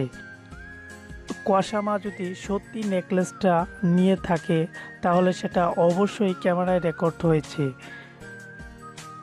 সিকিউরিটি আজকে ফুটেজটা দেখাও। এটা শুনে কুয়াশার শাশুড়ি মাথায় যেন আকাশ ভেঙে পড়ল। সে ধীর পায়ে সেখান থেকে সরে যেতে পেছনে যাচ্ছিল। তখনই আফজাল সাহেব তাকে টেনে প্রজেক্টরের সামনে আনলেন আর ফুটেজটা চালানো হলো। কিন্তু কুয়াশার নেকলেস নিচ্ছে এটার কোনো দৃশ্য সেখানে নেই। ফুটেজ শেষে আফজাল সাহেব সবাইকে উদ্দেশ্য করে বললেন, আশা করি সবাই নিজের চোখেই দেখেছেন কুয়াশা মা নেকলেসটা গলা থেকে খুলে নিয়েছে এমন কোনো দৃশ্য এখানে নেই। আর তাছাড়া মিসেস যখন কুয়াশাকে গিফট দিয়েছে স্টেজ থেকে নামছে তখনও তার গলায় হারটা ছিল। আর আপনারা সবাই সাক্ষী যে কুয়াশা মা এখনও একবার স্টেজ থেকে নামেনি। তার মানে এটা ক্লিয়ার যে কুয়াশা মা হারটা নেয়নি। তাহলে কি হারটা কেউ ইচ্ছা করে তার ব্যাগে রেখে দিয়েছিল? একদম রাইট। এবার আমরা ফুটেজে একদম লাস্ট সিন দেখব, মানে হারটা হারিয়ে যাওয়ার 10 মিনিট আগের ফুটেজ। তখনই কুয়াশার শাশুড়ি বাধা দিয়ে বললেন, এই সারা তো এইসব আর সিন ক্রিয়েট করো না, এমনি অনেক লেট হয়ে গেছে, গেস্টরা অনেক টায়ার্ড, এবার তাদের বিদায় করো। না ভাবি, এটা জানা দরকার এই ফুলের মতো মেয়ের বিরুদ্ধে কেমন চক্রান্ত করছে। না, আমি তাকে এত সহজে ছেড়ে দেব না, নিজের হাতে শাস্তি দিব। আজ আপনারা আসুন। গেস্টদের কুয়াশার শাশুড়ি প্রায় ঠেলেই বের করে দিলেন। তারপর কুয়াশার দিকে তাকিয়ে মুখ বাঁকা করে রুমে চলে গেল। শিশির যেন একটা পুতুল, সে যেন এই ঘটনার কিছুই দেখেনি বা শোনেনি, চুপচাপ রুমে চলে গেল। তারপর কুয়াশার শাশুড়ি কুয়াশার কাছে যেতেই কুয়াশার পায়ে পড়ে কাঁপতে লাগলো। আফজাল সাহেব তাকে উঠিয়ে বললেন, আমি জানতাম মা তুমি এই কাজ করতে পারো না। যে মেয়ে নিজের জীবনের তোয়াক্কা না করে আরেকজনের জীবন বাঁচায়, সে এই সামান্য নেকলেসের লোভে চুরি করতে পারে না, তা হতেই পারে না। বাবা সরি, আমার জন্য আপনাকে অপমানিত হতে হয়েছে। থাক মা, যাও রুমে গিয়ে ফ্রেশ হয়ে ঘুমিয়ে পড়ো। কুয়াশা চলে গেল। আফজাল সাহেবও নিজের রুমে গেলেন। কুয়াশার শাশুড়ি তখন আয়নার সামনে বসে ক্রিম মাখছিল। আমি জানি কুয়াশা আমার ব্যাগে নেকলেসটা তুমিই রেখেছ। মামা মানে কি বলছো কি তুমি? কুয়াশা খুব ক্লান্ত ছিল, তাই সে রুমে গিয়েই বারান্দায় বিছানা করে শুয়ে পড়ল। এদিকে শিশির রুমে এসে জেনিফারকে কল দিয়ে প্রেমালাপ জুড়ে দিল। কুয়াশা শুনতে পেলেও গ্রাহ্য করল না, কারণ শিশির তো তাকে বলেই দিয়েছে যে তাকে কখনো স্ত্রীর মর্যাদা দেবে না। হঠাৎ করে তার মনে পড়ল আজ থেকে 1 সপ্তাহ আগেও তো সে কত সুখী ছিল। নিজের খড়কুটোর ঘরে মায়ের কোলে ঘুমিয়ে যে প্রশান্তি পেত তা এরকম হাজার রাজপ্রাসাদে থাকলেও পারবে না। আচ্ছা, শহরের বাবুর ছেলে তাকে ছেড়ে দিলে সে কি আবার মা বাবার কাছে ফিরে যাবে, নাকি ভবঘুরের মতো এই অচেনা শহরে ঘুরে বেড়াবে? কিছুই জানে না সে। নিজের অনিশ্চিত ভবিষ্যতের কথা চিন্তা করে দীর্ঘশ্বাস ছাড়ল। তারপর কখন ঘুমিয়ে পড়ল বুঝতে পারেনি কুয়াশা। সকালে আবার কোলাহলপূর্ণ শহরে যানবাহনের শব্দে কুয়াশার ঘুম ভাঙল। চোখ মুছে উঠে পড়ল কুয়াশা। নিজের বিছানাটা গুছিয়ে আলমারির উপর রাখতে গিয়ে দেখতে পেল আলমারির পাশে একটা ঝুড়িতে কতগুলো ময়লা করা টি শার্ট আর জিন্স পরে আছে। কুয়াশা একবার শিশিরের দিকে তাকিয়ে দেখল বেঘরে ঘুমাচ্ছে। তারপর মনে মনে বলল, এগুলো নিশ্চয়ই শহরের বাবুর ছেলের হবে। ইস, কত ময়লা হয়ে আছে, আমি এগুলা ঝটপট কেচে ফেলি। কাপড়গুলো হাতে নেওয়ার সময় হঠাৎ কুয়াশার মনে পড়ল শিশির বলেছিল ওর কোনো জিনিসে হাত না দিতে। তারপর আবার ভাবলো উনি তখন ঘুমাচ্ছে, উনি ওঠার আগে আমি এগুলো কেচে নিই। কুয়াশা কাপড়ের ঝুড়ি নিয়ে ওয়াশরুমে ঢুকে গেল। প্রায় আধা ঘন্টা পর সে বের হলো। শিশিরের দিকে এক নজর চেয়ে দেখলো সে এখনো ঘুমাচ্ছে। কিন্তু কুয়াশা পড়ল মহা চিন্তায়। কাপড়গুলো কোথায় শোকাতে দেবে? কোথাও কোনো দড়ি দেখতে পাচ্ছে না। শেষে কোনো উপায় না পেয়ে বারান্দার রেলিং এর উপর মেলে দিল। তারপর সে গিয়ে গোসল করে নিল। প্রায় 1 ঘন্টা পর শিশির ঘুম থেকে উঠল। অভ্যাস মতো ব্রাশ করতে করতে বারান্দায় গেল আর চিৎকার করে উঠল। কুয়াশা তখন তার চুল মুছতেছিল। শিশিরের চিৎকার শুনে সে বারান্দায় গেল আর দেখলো শিশির রাগে কাঁপতেছে। কুয়াশা যেতেই সে ঠাস করে একটা চড় মারল। কুয়াশা চড় সামলাতে না পেরে সে মেঝেতে পড়ে গেল। ঠোঁটের কোণে ভেজা ভেজা লাগছিল বলে হঠাৎ হাত দিয়ে দেখলো রক্ত বের হচ্ছে। তারপর কান্না জড়িত চোখে শিশিরের দিকে তাকালো। Who the hell are you? তোমার তো সাহস কে দিয়েছে আমার জামা কাপড় টাচ করার? How dare you? কেন ভেজালে ওগুলো? অ্যান্সার মি, চুপ করে থেকো না। আসলে ওগুলা ময়লা ছিল, তাই আমি ভাবলাম কেচে। শিশির এবার নিজের রাগ কন্ট্রোল করতে না পেরে কুয়াশাকে ওয়ালের সাথে চেপে ধরলো।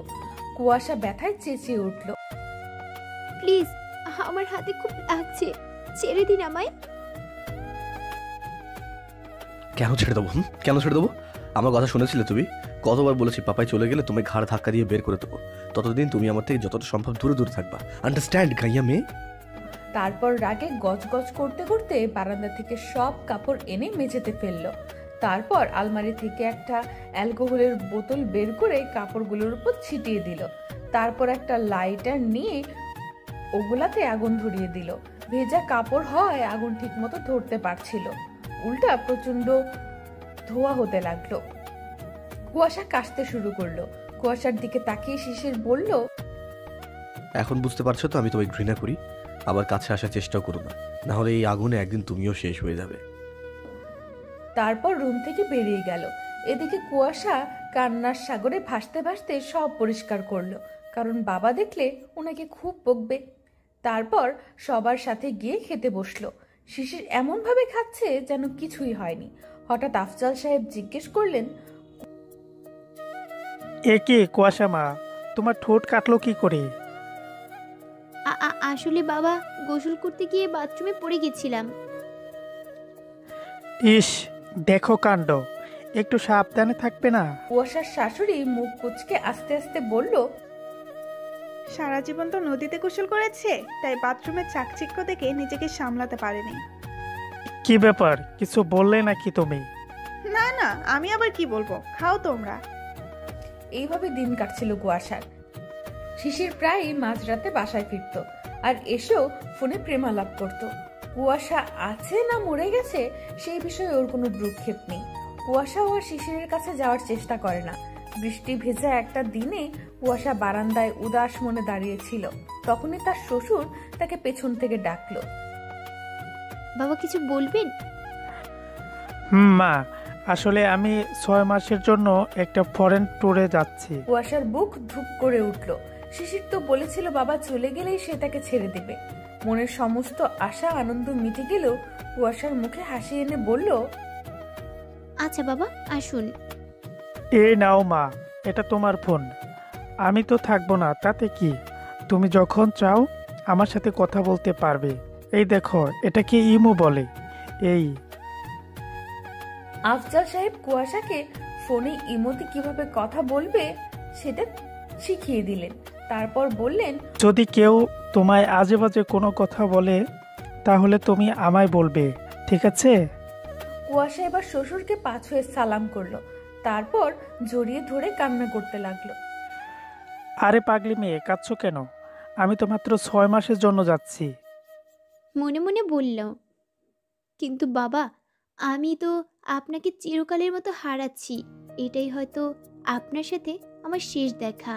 হঠাৎ রুমে শিশির ঢুকল। পাপাই চলো, তোমার ফ্লাইটের সময় হয়ে যাচ্ছে। যাও, আসছি। তারপর কুয়াশার দিকে ফিরে বলল, আসি রে মা, নিজের খেয়াল রেখো। তারপর তিনি শিশিরের সাথে চলে গেলেন। কুয়াশা বারান্দায় দাঁড়িয়ে যত দূর ওনার শ্বশুরের গাড়ি দেখা যায় চেয়ে রইল। এইভাবে কতক্ষণ বারান্দায় ছিল ওর খেয়াল নেই। সন্ধ্যা হয়ে এসেছে, ওর মন খারাপ, তাই কিছুই খায়নি সে। সার্ভেন্টদের বারবার ফিরিয়ে দিচ্ছে। প্রায় রাত 1টার দিকে শিশির রুমে আসলো। এসে একটা ফুলদানি আছাড় দিয়ে ভেঙে ফেললো। কুয়াশা তাড়াতাড়ি এসে ফুলদানির ভাঙার টুকরোগুলো উঠাতে লাগলো, কারণ ওগুলো শিশিরের পায়ে লেগে যেতে পারে। শিশির এবার হ্যাচকা টান দিয়ে কুয়াশাকে টেনে তুললো, তারপর চেঁচিয়ে বলল, কোর্টের লোকেরা নিজেদেরকে কি মনে করে? আমাদের আলাদা হওয়ার আগে 6 মাস নাকি অপেক্ষা করতে হবে। আমি তাকে বিভিন্নভাবে ট্রেড দিয়ে সময় কমিয়েছি, তবুও আমায় তোমার মতো অপদার্থকে আরো 2 মাস সহ্য করতে হবে। এ বলে কুয়াশাকে ধাক্কা দিয়ে ফেলে দিল।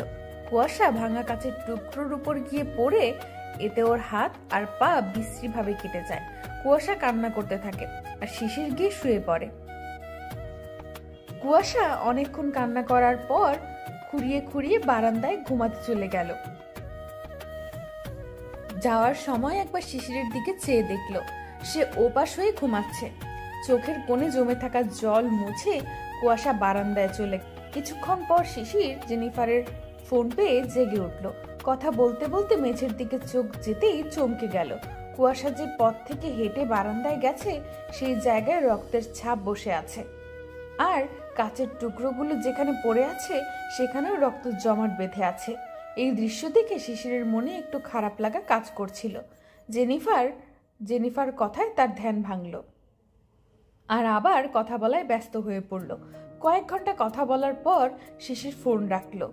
আবার সেই জায়গায় শিশিরের দৃষ্টি থেমে গেল। পরে আবার নিজেই নিজে ভাবলো, ওই গাইয়া মেয়েকে নিয়ে আমি এত মাথা ঘামাচ্ছি কেন? ওর যা খুশি হোক তাতে আমার কি? আমার রাজ্য জুড়ে শুধু জেনিফার অস্তিত্ব। এই কথাগুলো বিড়বিড় করতে করতে শিশির ঘুমিয়ে পড়ল। সকালে সূর্যের আলো এসে পড়েছে কুয়াশার চোখে। কি ব্যাপার, আজও এত বেলা অবধি ঘুমিয়েছে?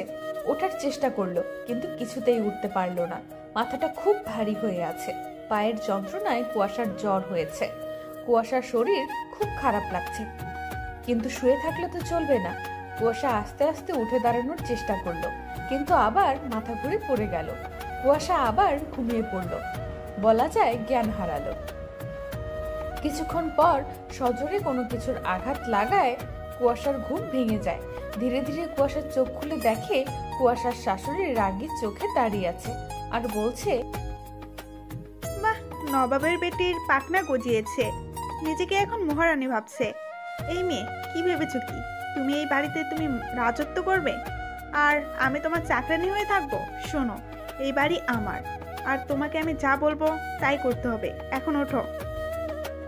কুয়াশা কষ্ট করে ওয়াল ধরে দাঁড়ালো, তারপর একটু ইতস্তত করে বলতে লাগলো, আসলে মা। চুপ, গাইয়া মেয়ে কোথাকার!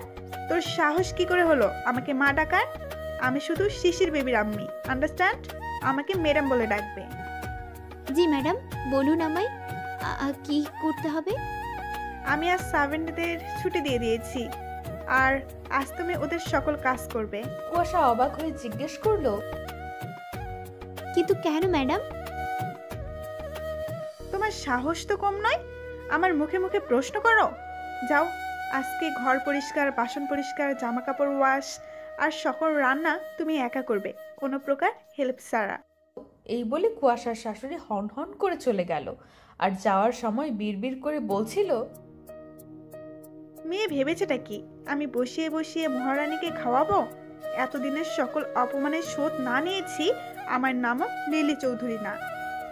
কুয়াশা কুয়াশা পাথরের মতো দাঁড়িয়ে আছে। অন্যদিন হলে কুয়াশা খুশি খুশি কাজগুলো করে নিত।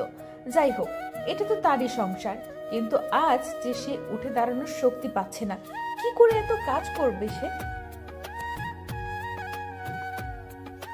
পরে ভাবলো যাই হয়ে যাক, আজ সে সব কাজ করে নিজের শাশুড়িকে খুশি করবে।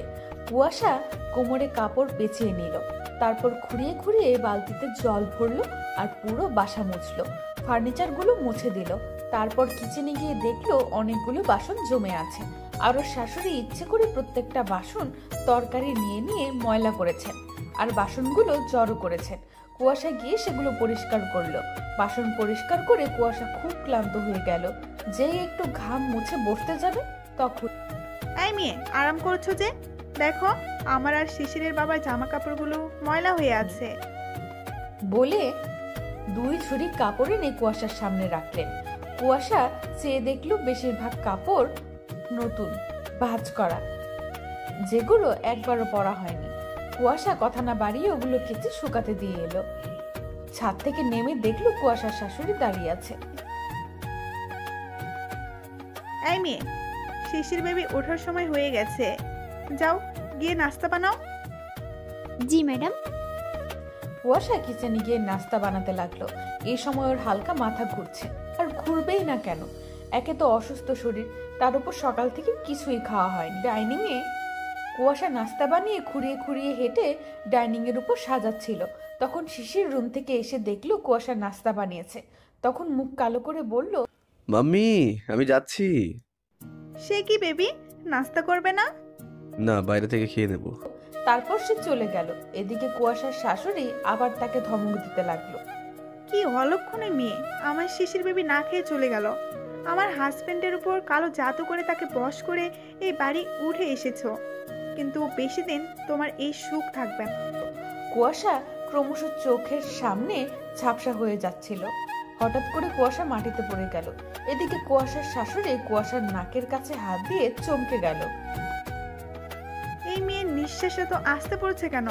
এই মেয়ের কিছু হয়ে গেলে তো আমি মার্ডার কেসে ফাঁসবো। কুয়াশার শাশুড়ি তাড়াতাড়ি ডাক্তারকে ফোন করে আসতে বলল। ডাক্তার এসে জিজ্ঞেস করল, ও আমাদের বাসার কাজের লোক। ডাক্তার কুয়াশাকে ভালোভাবে চেক করে আটকে ওঠেন। ও মাই গড, ওনার পায়ে তো সিরিয়াস ইনজুরি হয়েছে। মনে হচ্ছে উনি কাছে পা দিয়েছেন, যার ফলে কয়েক টুকরা কাঁচ ভিতরে ঢুকে গিয়েছে। আর উনি এই পা নিয়ে প্রচুর হাঁটাহাঁটি করেছেন। এখন যদি তাড়াতাড়ি কাঁচের টুকরোগুলো বের না করা হয়, ওনার পায়ে মারাত্মক ইনফেকশন হওয়ার সম্ভাবনা আছে। এখন ওনাকে হসপিটালে অ্যাডমিট করানোটা বেটার হবে। গাইয়া মেয়ের আবার হসপিটাল? কিছু বললেন মিসেস আফজাল? না না, বলছি হসপিটালে নিয়ে যাওয়ার কি দরকার, এমনি ওষুধ দিয়ে যান, সেরে যাবে। আপনি বুঝতে পারছেন না মিসেস আফজাল, যদি ওষুধ দিয়ে সারানো যেত তাহলে আমি তাই করতাম। ওনাকে ইমিডিয়েটলি হসপিটালে পাঠান, আমি আসি। ঠিক আছে, আসুন। ওঠেন। কুয়াশার শাশুড়ি আর কুয়াশাকে নিয়ে মাথা ঘামালো না, নিচের রুমে গিয়ে ম্যাগাজিন পড়তে লাগলো। 3 ঘন্টা যাওয়ার পরও যখন কুয়াশার সেন্স ফিরে আসছে না, তখন উনি কুয়াশার রুমে গেলেন। কুয়াশা এখনো আগের মতোই সেন্সলেস। কাছে গিয়ে ধাক্কা দিলেন। এই গায়া মেয়ে ওঠ, এই গায়া মেয়ে ওঠ। তোর তো দেখছি আমাকে চাকরানি বানানোর পুরো প্ল্যান করে রেখেছিস। নিজের দোষে পা কাটবে, আর যত ঝামেলা সব আমায় পোহাতে হবে, যত সব। জি ম্যাডাম, আমি ডেকেছেন? হ্যাঁ, এই মেয়েকে সরাসরি হসপিটালে নিয়ে অ্যাডমিট করিয়ে দিয়ে আসো। আর কেউ পরিচয় জিজ্ঞেস করলে বলবে ও তোমার বোন হয়। এদের মতো গরিব কি বলছেন ম্যাডাম? সরকার হাসপাতালে তো কোনো সুবিধাই নেই। আমাদের মতো গরিবরা যায় ওখানে বিনামূল্যে চিকিৎসা নিতে। অনেক সময় বিনামূল্যের ওষুধও কাজ করে না। আর আমি ছোট ম্যাডামকে ওখানে কিভাবে নিয়ে যাই বলুন? ওই গায়া মেয়েটা আমাদের কিছু হয় না। আর তাছাড়া ও কোথাকার রাজধানী যে ওকে সরাসরি হাসপাতালে নেওয়া যাবে না। যাও, যেটা বলছি সেটা করো, না হলে এই চাকরি ছেড়ে দাও। জি ম্যাডাম, যাচ্ছি। ড্রাইভার কুয়াশাকে নিয়ে গিয়ে সরকারি হাসপাতালে ভর্তি করিয়ে দিলেন। 2 দিন ধরে কুয়াশার চিকিৎসা চলতেছে। এর মধ্যে ওর জ্ঞানও ফিরে এসেছিল, কিন্তু না খেয়ে আর অনেক কাজ করার ফলে আবার দুর্বল হয়ে যায়। এদিকে কুয়াশার শাশুড়ি আবার কাজের লোকদের এনে নিজের নর্মাল লাইফে ফিরে যায়। কাজের লোকরা নিজেদের মধ্যে কুয়াশার কষ্ট নিয়ে সমালোচনা করলেও ও শাশুড়ির সামনে কিছু বলে না। আর শিশির প্রতিদিনের মতো লেট নাইট পার্টি করে বাসায় ফিরছে। রুমে ঢুকে ফ্রেশ হয়ে শুয়ে পড়লো। আর একবার কুয়াশাকে খোঁজার চেষ্টাও করলো না। আর কেনই বা করবে? কুয়াশা ওর কি? আর 1.5 মাস পর তো ওদের ডিভোর্স হয়ে যাবে আর আপদ বিদায় হবে। আর সে নিজের মনের রানী জেনিফারের সাথে লিভ ইন টুগেদার করবে। এইভাবে 5 দিন পর কুয়াশা সুস্থ হয়ে যায়, কিন্তু পুরোপুরি নয়। ডাক্তার ওকে আরো 2 দিন বেড রেস্টে থাকতে বলেছেন, কিন্তু তার আর হাসপাতালে থাকতে ভালো লাগছে না। শেষে ড্রাইভার কুয়াশাকে নিয়ে বাসায় ফেরে। কুয়াশার শাশুড়ি কুয়াশাকে দেখে মুখ অন্ধকার করে রাখে আর বিড়বিড় করে বলে, কই মাছের প্রাণ, সহজে যাবে না। এই বলে ভেতরে চলে যান। কুয়াশা ওর রুমে গিয়ে প্রথমে গোসল করে নেয়, তারপর বারান্দাটা একটু গোছায়, বারান্দায় গাছগুলোতে পানি দেয়। এতদিন পর বাসায় ফিরে ভালোই লাগছে। বারান্দার রেলিংয়ে 2টো টুনটুনি পাখি বাসা বানিয়েছে। বাসার বাইরে টুনটুনির বাচ্চাগুলো কিচিরমিচির করছে। শুনতে কুয়াশার ভালো লাগছে। গ্রামে থাকলে আজ তার জীবন অন্যরকম হতো। হয়তো এতদিনে ওর পরীক্ষার রেজাল্টও এসে গেছে, জানে না কি পেয়েছে সে। এদিকে শিশির অফিস শেষে সন্ধ্যায় বাসায় ফিরছিল, কিন্তু সে আজ প্রচুর ড্রিঙ্ক করে ফেলেছে, যার ফলে বারবার গাড়ি টালমাটাল হয়ে যাচ্ছে। শিশির শুধু গাড়ির হেডলাইটগুলো দেখতে পাচ্ছে। সামনে থেকে একটা বড় তেলের ট্রাক আসছিল, শিশির সেটা দেখতে পায়নি। যখন শিশির বুঝতে পারে ট্রাক কাছে চলে এসেছে, তখন আর কিছুই করার ছিল না। ট্রাকটা সজোরে ধাক্কা দেয় শিশিরের গাড়ি। শিশিরের গাড়ি গড়িয়ে গড়িয়ে একটি খাদে পড়ে যায়। ওর হাত আর পায়ের অবস্থা খুবই খারাপ। শিশির জ্ঞান হারায়। রাস্তার লোকজন তাড়াতাড়ি শিশিরকে হাসপাতালে পৌঁছায়। তারপর শিশিরের মায়ের কাছে কল আসে হসপিটাল থেকে। উনি তখন গান চালিয়ে এক্সারসাইজ করছেন। হঠাৎ বেজে ওঠায় বেশ বিরক্তি নিয়ে ফোন রিসিভ করেন। হঠাৎ তার হাত থেকে ফোন পড়ে যায় আর জোরে চিৎকার করে দেন উনি। সাথে সাথে সব চাকর বাকর এসে পড়েছে। মেঝে থেকে ফোন কুড়িয়ে নেয় একজন আর কথা বলে বুঝতে পারে তাদের ছোট সাহেবের অবস্থা খুব খারাপ, বাঁচার সম্ভাবনা কম। কয়েকজন সার্ভেন্ট মিলে কুয়াশার শাশুড়িকে হাসপাতালে নিয়ে যায়। এদিকে কুয়াশা নিজের কাপড় কাচতে বসেছিল। শাশুড়ির চিৎকার শুনেও ভেবেছিল হয়তো কোনো চাকরের উপর রেগে চেঁচাচ্ছে। হয়তো একটা কাজের মেয়ে হঠাৎ একটা কাজের মেয়ে হাঁপাতে হাঁপাতে কুয়াশার কাছে আসে। কুয়াশা তাকে দেখে জিজ্ঞেস করে, আপনি কি কিছু বলবেন? ম্যাডাম, ছোট সাহেব অ্যাক্সিডেন্ট করেছেন। ডাক্তার বলেছেন ওনার অবস্থা ভালো না, বাচ্চা সম্ভব কম। কি যা তা বলছেন আপনি? এ হতে পারে না। আমি সত্যি বলছি ম্যাডাম, হাসপাতাল থেকে ফোন এসেছিল, বড় ম্যাডাম ওখানে গেছে। আমিও যাব। না না, আপনি গেলে বড় ম্যাডাম অনেক রাগ করবেন। আপনি বাসায় থাকুন আর দোয়া করুন, আমি আপনাকে খবর জানিয়ে যাব। কুয়াশা কান্নায় ভেঙে পড়ে। এমন কেন হলো মানুষটার সাথে? সে কি দোষ করেছিল আল্লাহ? মানছি সে কখনোই আমাকে স্ত্রীর মর্যাদা দেয়নি, কিন্তু তবুও তো সে আমার বর। আল্লাহ, তুমি তাকে এমন শাস্তি দিও না প্লিজ। কুয়াশা ওযু করে নফল নামাজ পড়া শুরু করে দেয়। সে ততক্ষণ থামবে যতক্ষণ না কোনো ভালো খবর পাচ্ছে। এদিকে কুয়াশার শাশুড়ি তাড়াতাড়ি হসপিটালে যায়। ডাক্তারের সাথে দেখা হতেই, ডাক্তার, আমার শিশির বেবি কেমন আছে? দেখুন, এখনো কিছু বলতে পারছি না, আল্লাহর ওপর ভরসা রাখুন। তারপর ডাক্তার অপারেশন থিয়েটারে ঢুকে যায়। প্রায় 2 ঘন্টা পর ডাক্তার বেরিয়ে আসলে কুয়াশার শাশুড়ি দৌড়ে যায়। ডাক্তার, আমার শিশির বেবি ঠিক আছে তো?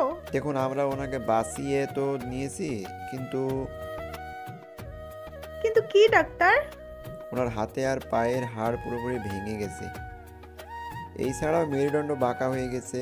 উনি হয়তো আর কখনো হাঁটতে বা সোজা হয়ে দাঁড়াতে পারবে না, যাকে বলে পুরোপুরি অকেজো। না, আমি মানি না।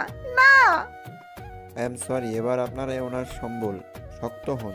কুয়াশার শাশুড়ি কান্না করতে করতে মেঝেতে বসে পড়েন।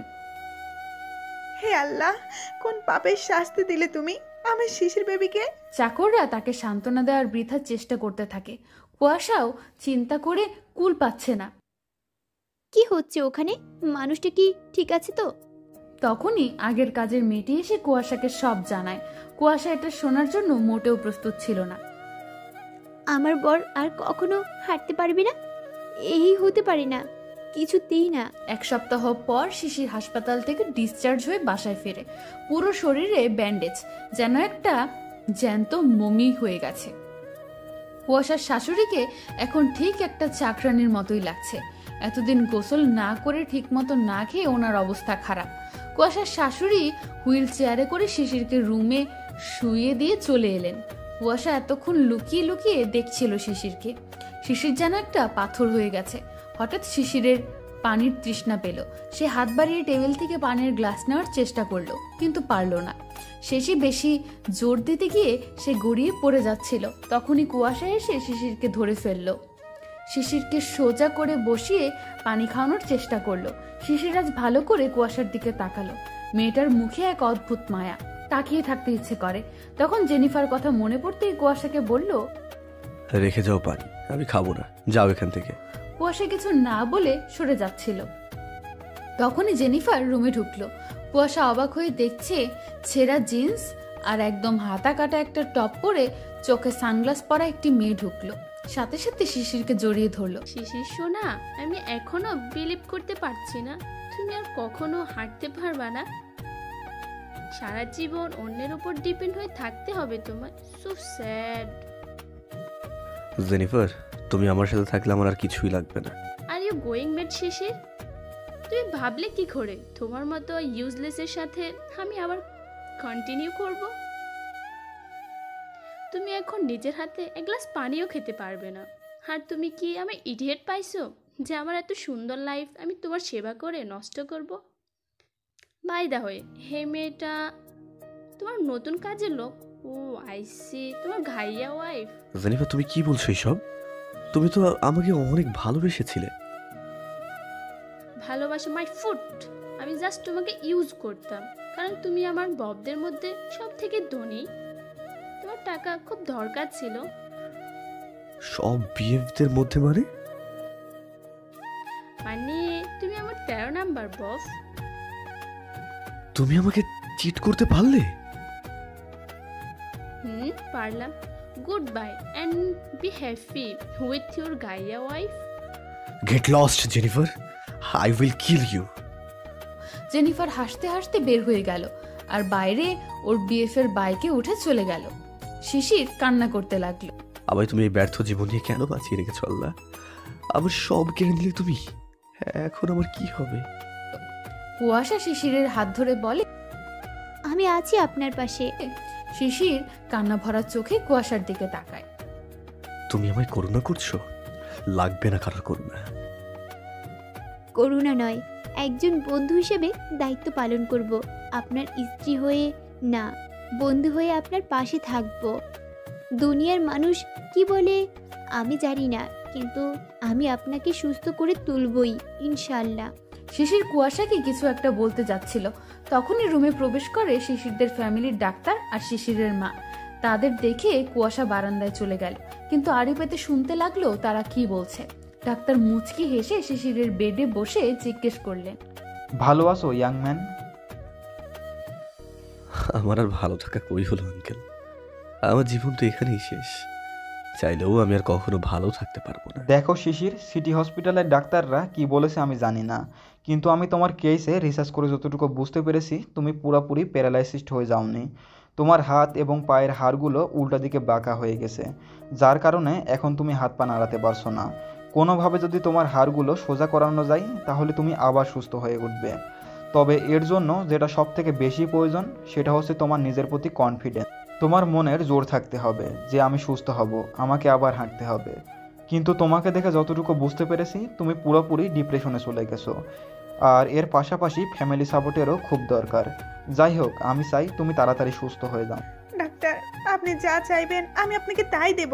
এতগুলো বছর আপনি আমাদের পরিবারের সাথে জড়িত আছেন, শিশিরকে ছোট থেকে দেখছেন। আপনি প্লিজ কিছু একটা করুন, আমার ছেলের আবার আগের মতো করে দিন। ওর বাবা দেশে ফিরলে আমি ওনাকে কি জবাব দেব? দেখুন মিসেস আফজাল, আমি আপনার মনের অবস্থা বুঝতে পারছি, কিন্তু এখানে আমার কিছু করার নেই। এখন সব কিছু আল্লাহর আর শিশিরের চেষ্টার উপর ডিপেন্ড করে। একটু থেমে ব্যাগ থেকে একটা ইঞ্জেকশন বের করে শিশিরকে পুশ করলেন। তারপর আবার বললেন, আমি শিশিরকে ঘুমের ওষুধ দিয়ে দিয়েছি, চিন্তা করবেন না, আল্লাহর উপর ভরসা রাখুন, আমি আসি। ডাক্তার চলে গেল। এবার শিশিরের মায়ের চোখ গেল কুয়াশার দিকে। কুয়াশা অন্যমনস্ক হয়ে ডাক্তারের কথা শুনছিল আর নিঃশব্দে কাঁদছিল। শিশিরের মা কুয়াশার সামনে গিয়ে বললেন, এই অলক্ষণী মেয়েটার পা পড়তেই আমার সংসার ছারখার হয়ে গেল। আমার এমন ফুলের মতো ছেলেটার এই অবস্থা করে এখন শান্তি পেয়েছিস তো তুই? ম্যাডাম, আপনি কি বলছেন এইসব? কি বলছি কানে শুনতে পাস না? আমার ছেলের জীবন শেষ করার পেছনে একমাত্র তুই দায়ী। দেখ, ওকে চেয়ে দেখ, জীবন তো লাশ হয়ে আছে ও। ম্যাডাম, এইভাবে বলবেন না। ওনার জীবন শেষ হয়ে যায়নি। ডাক্তারবাবু তো বলেছেন উনি যদি মনের ইচ্ছা ফিরে পান তাহলে উনি আবার সুস্থ হয়ে উঠতে পারবেন। আমি ফিরিয়ে আনবো ওনার মনের জোর। সেটা বড় বড় ডাক্তাররা পারলো না, সেটা নাকি একটা অশিক্ষিত গায়া মেয়ে পারবে? আমি পারবো ম্যাডাম, আমাকে একটা সুযোগ দিয়ে দেখুন।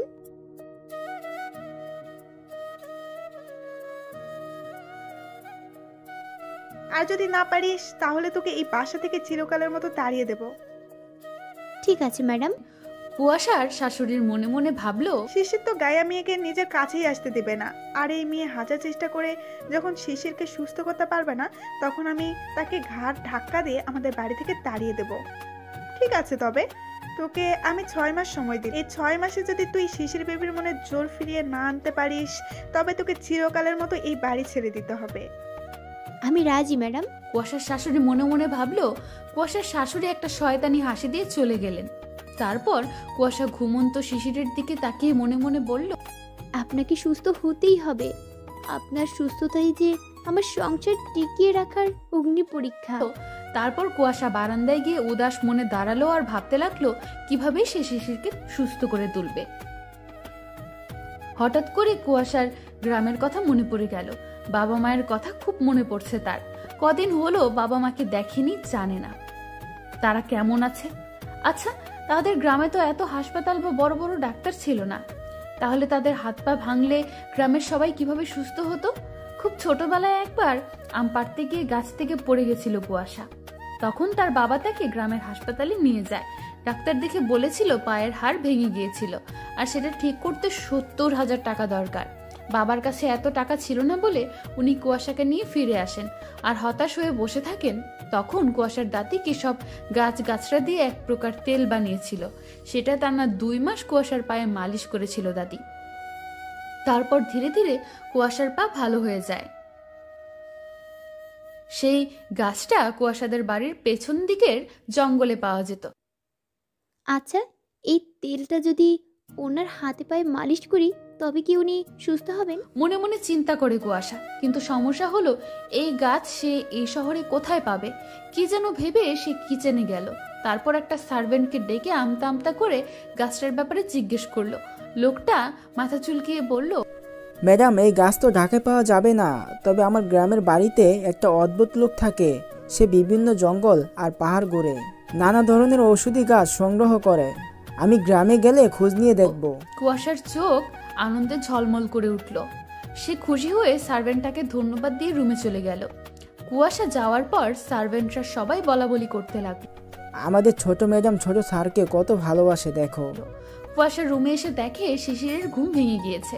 তখন সে শিশিরকে উঠিয়ে ফ্রেশ করায়, তারপর হুইল চেয়ারে বসিয়ে বারান্দায় নিয়ে যায়।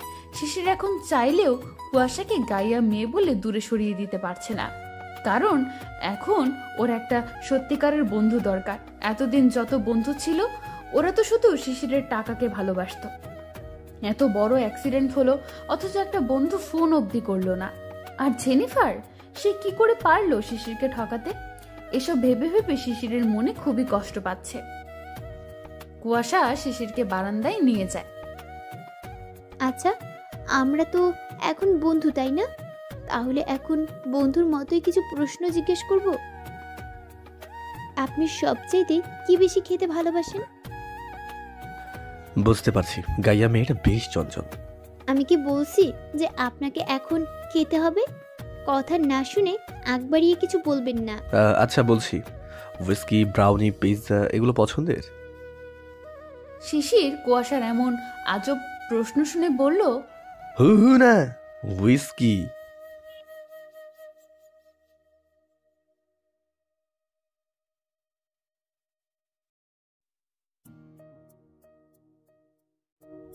হু না, হুইস্কি।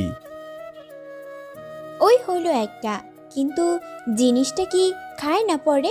কুয়াশার প্রশ্ন শুনে শিশির শব্দ করে হেসে উঠল।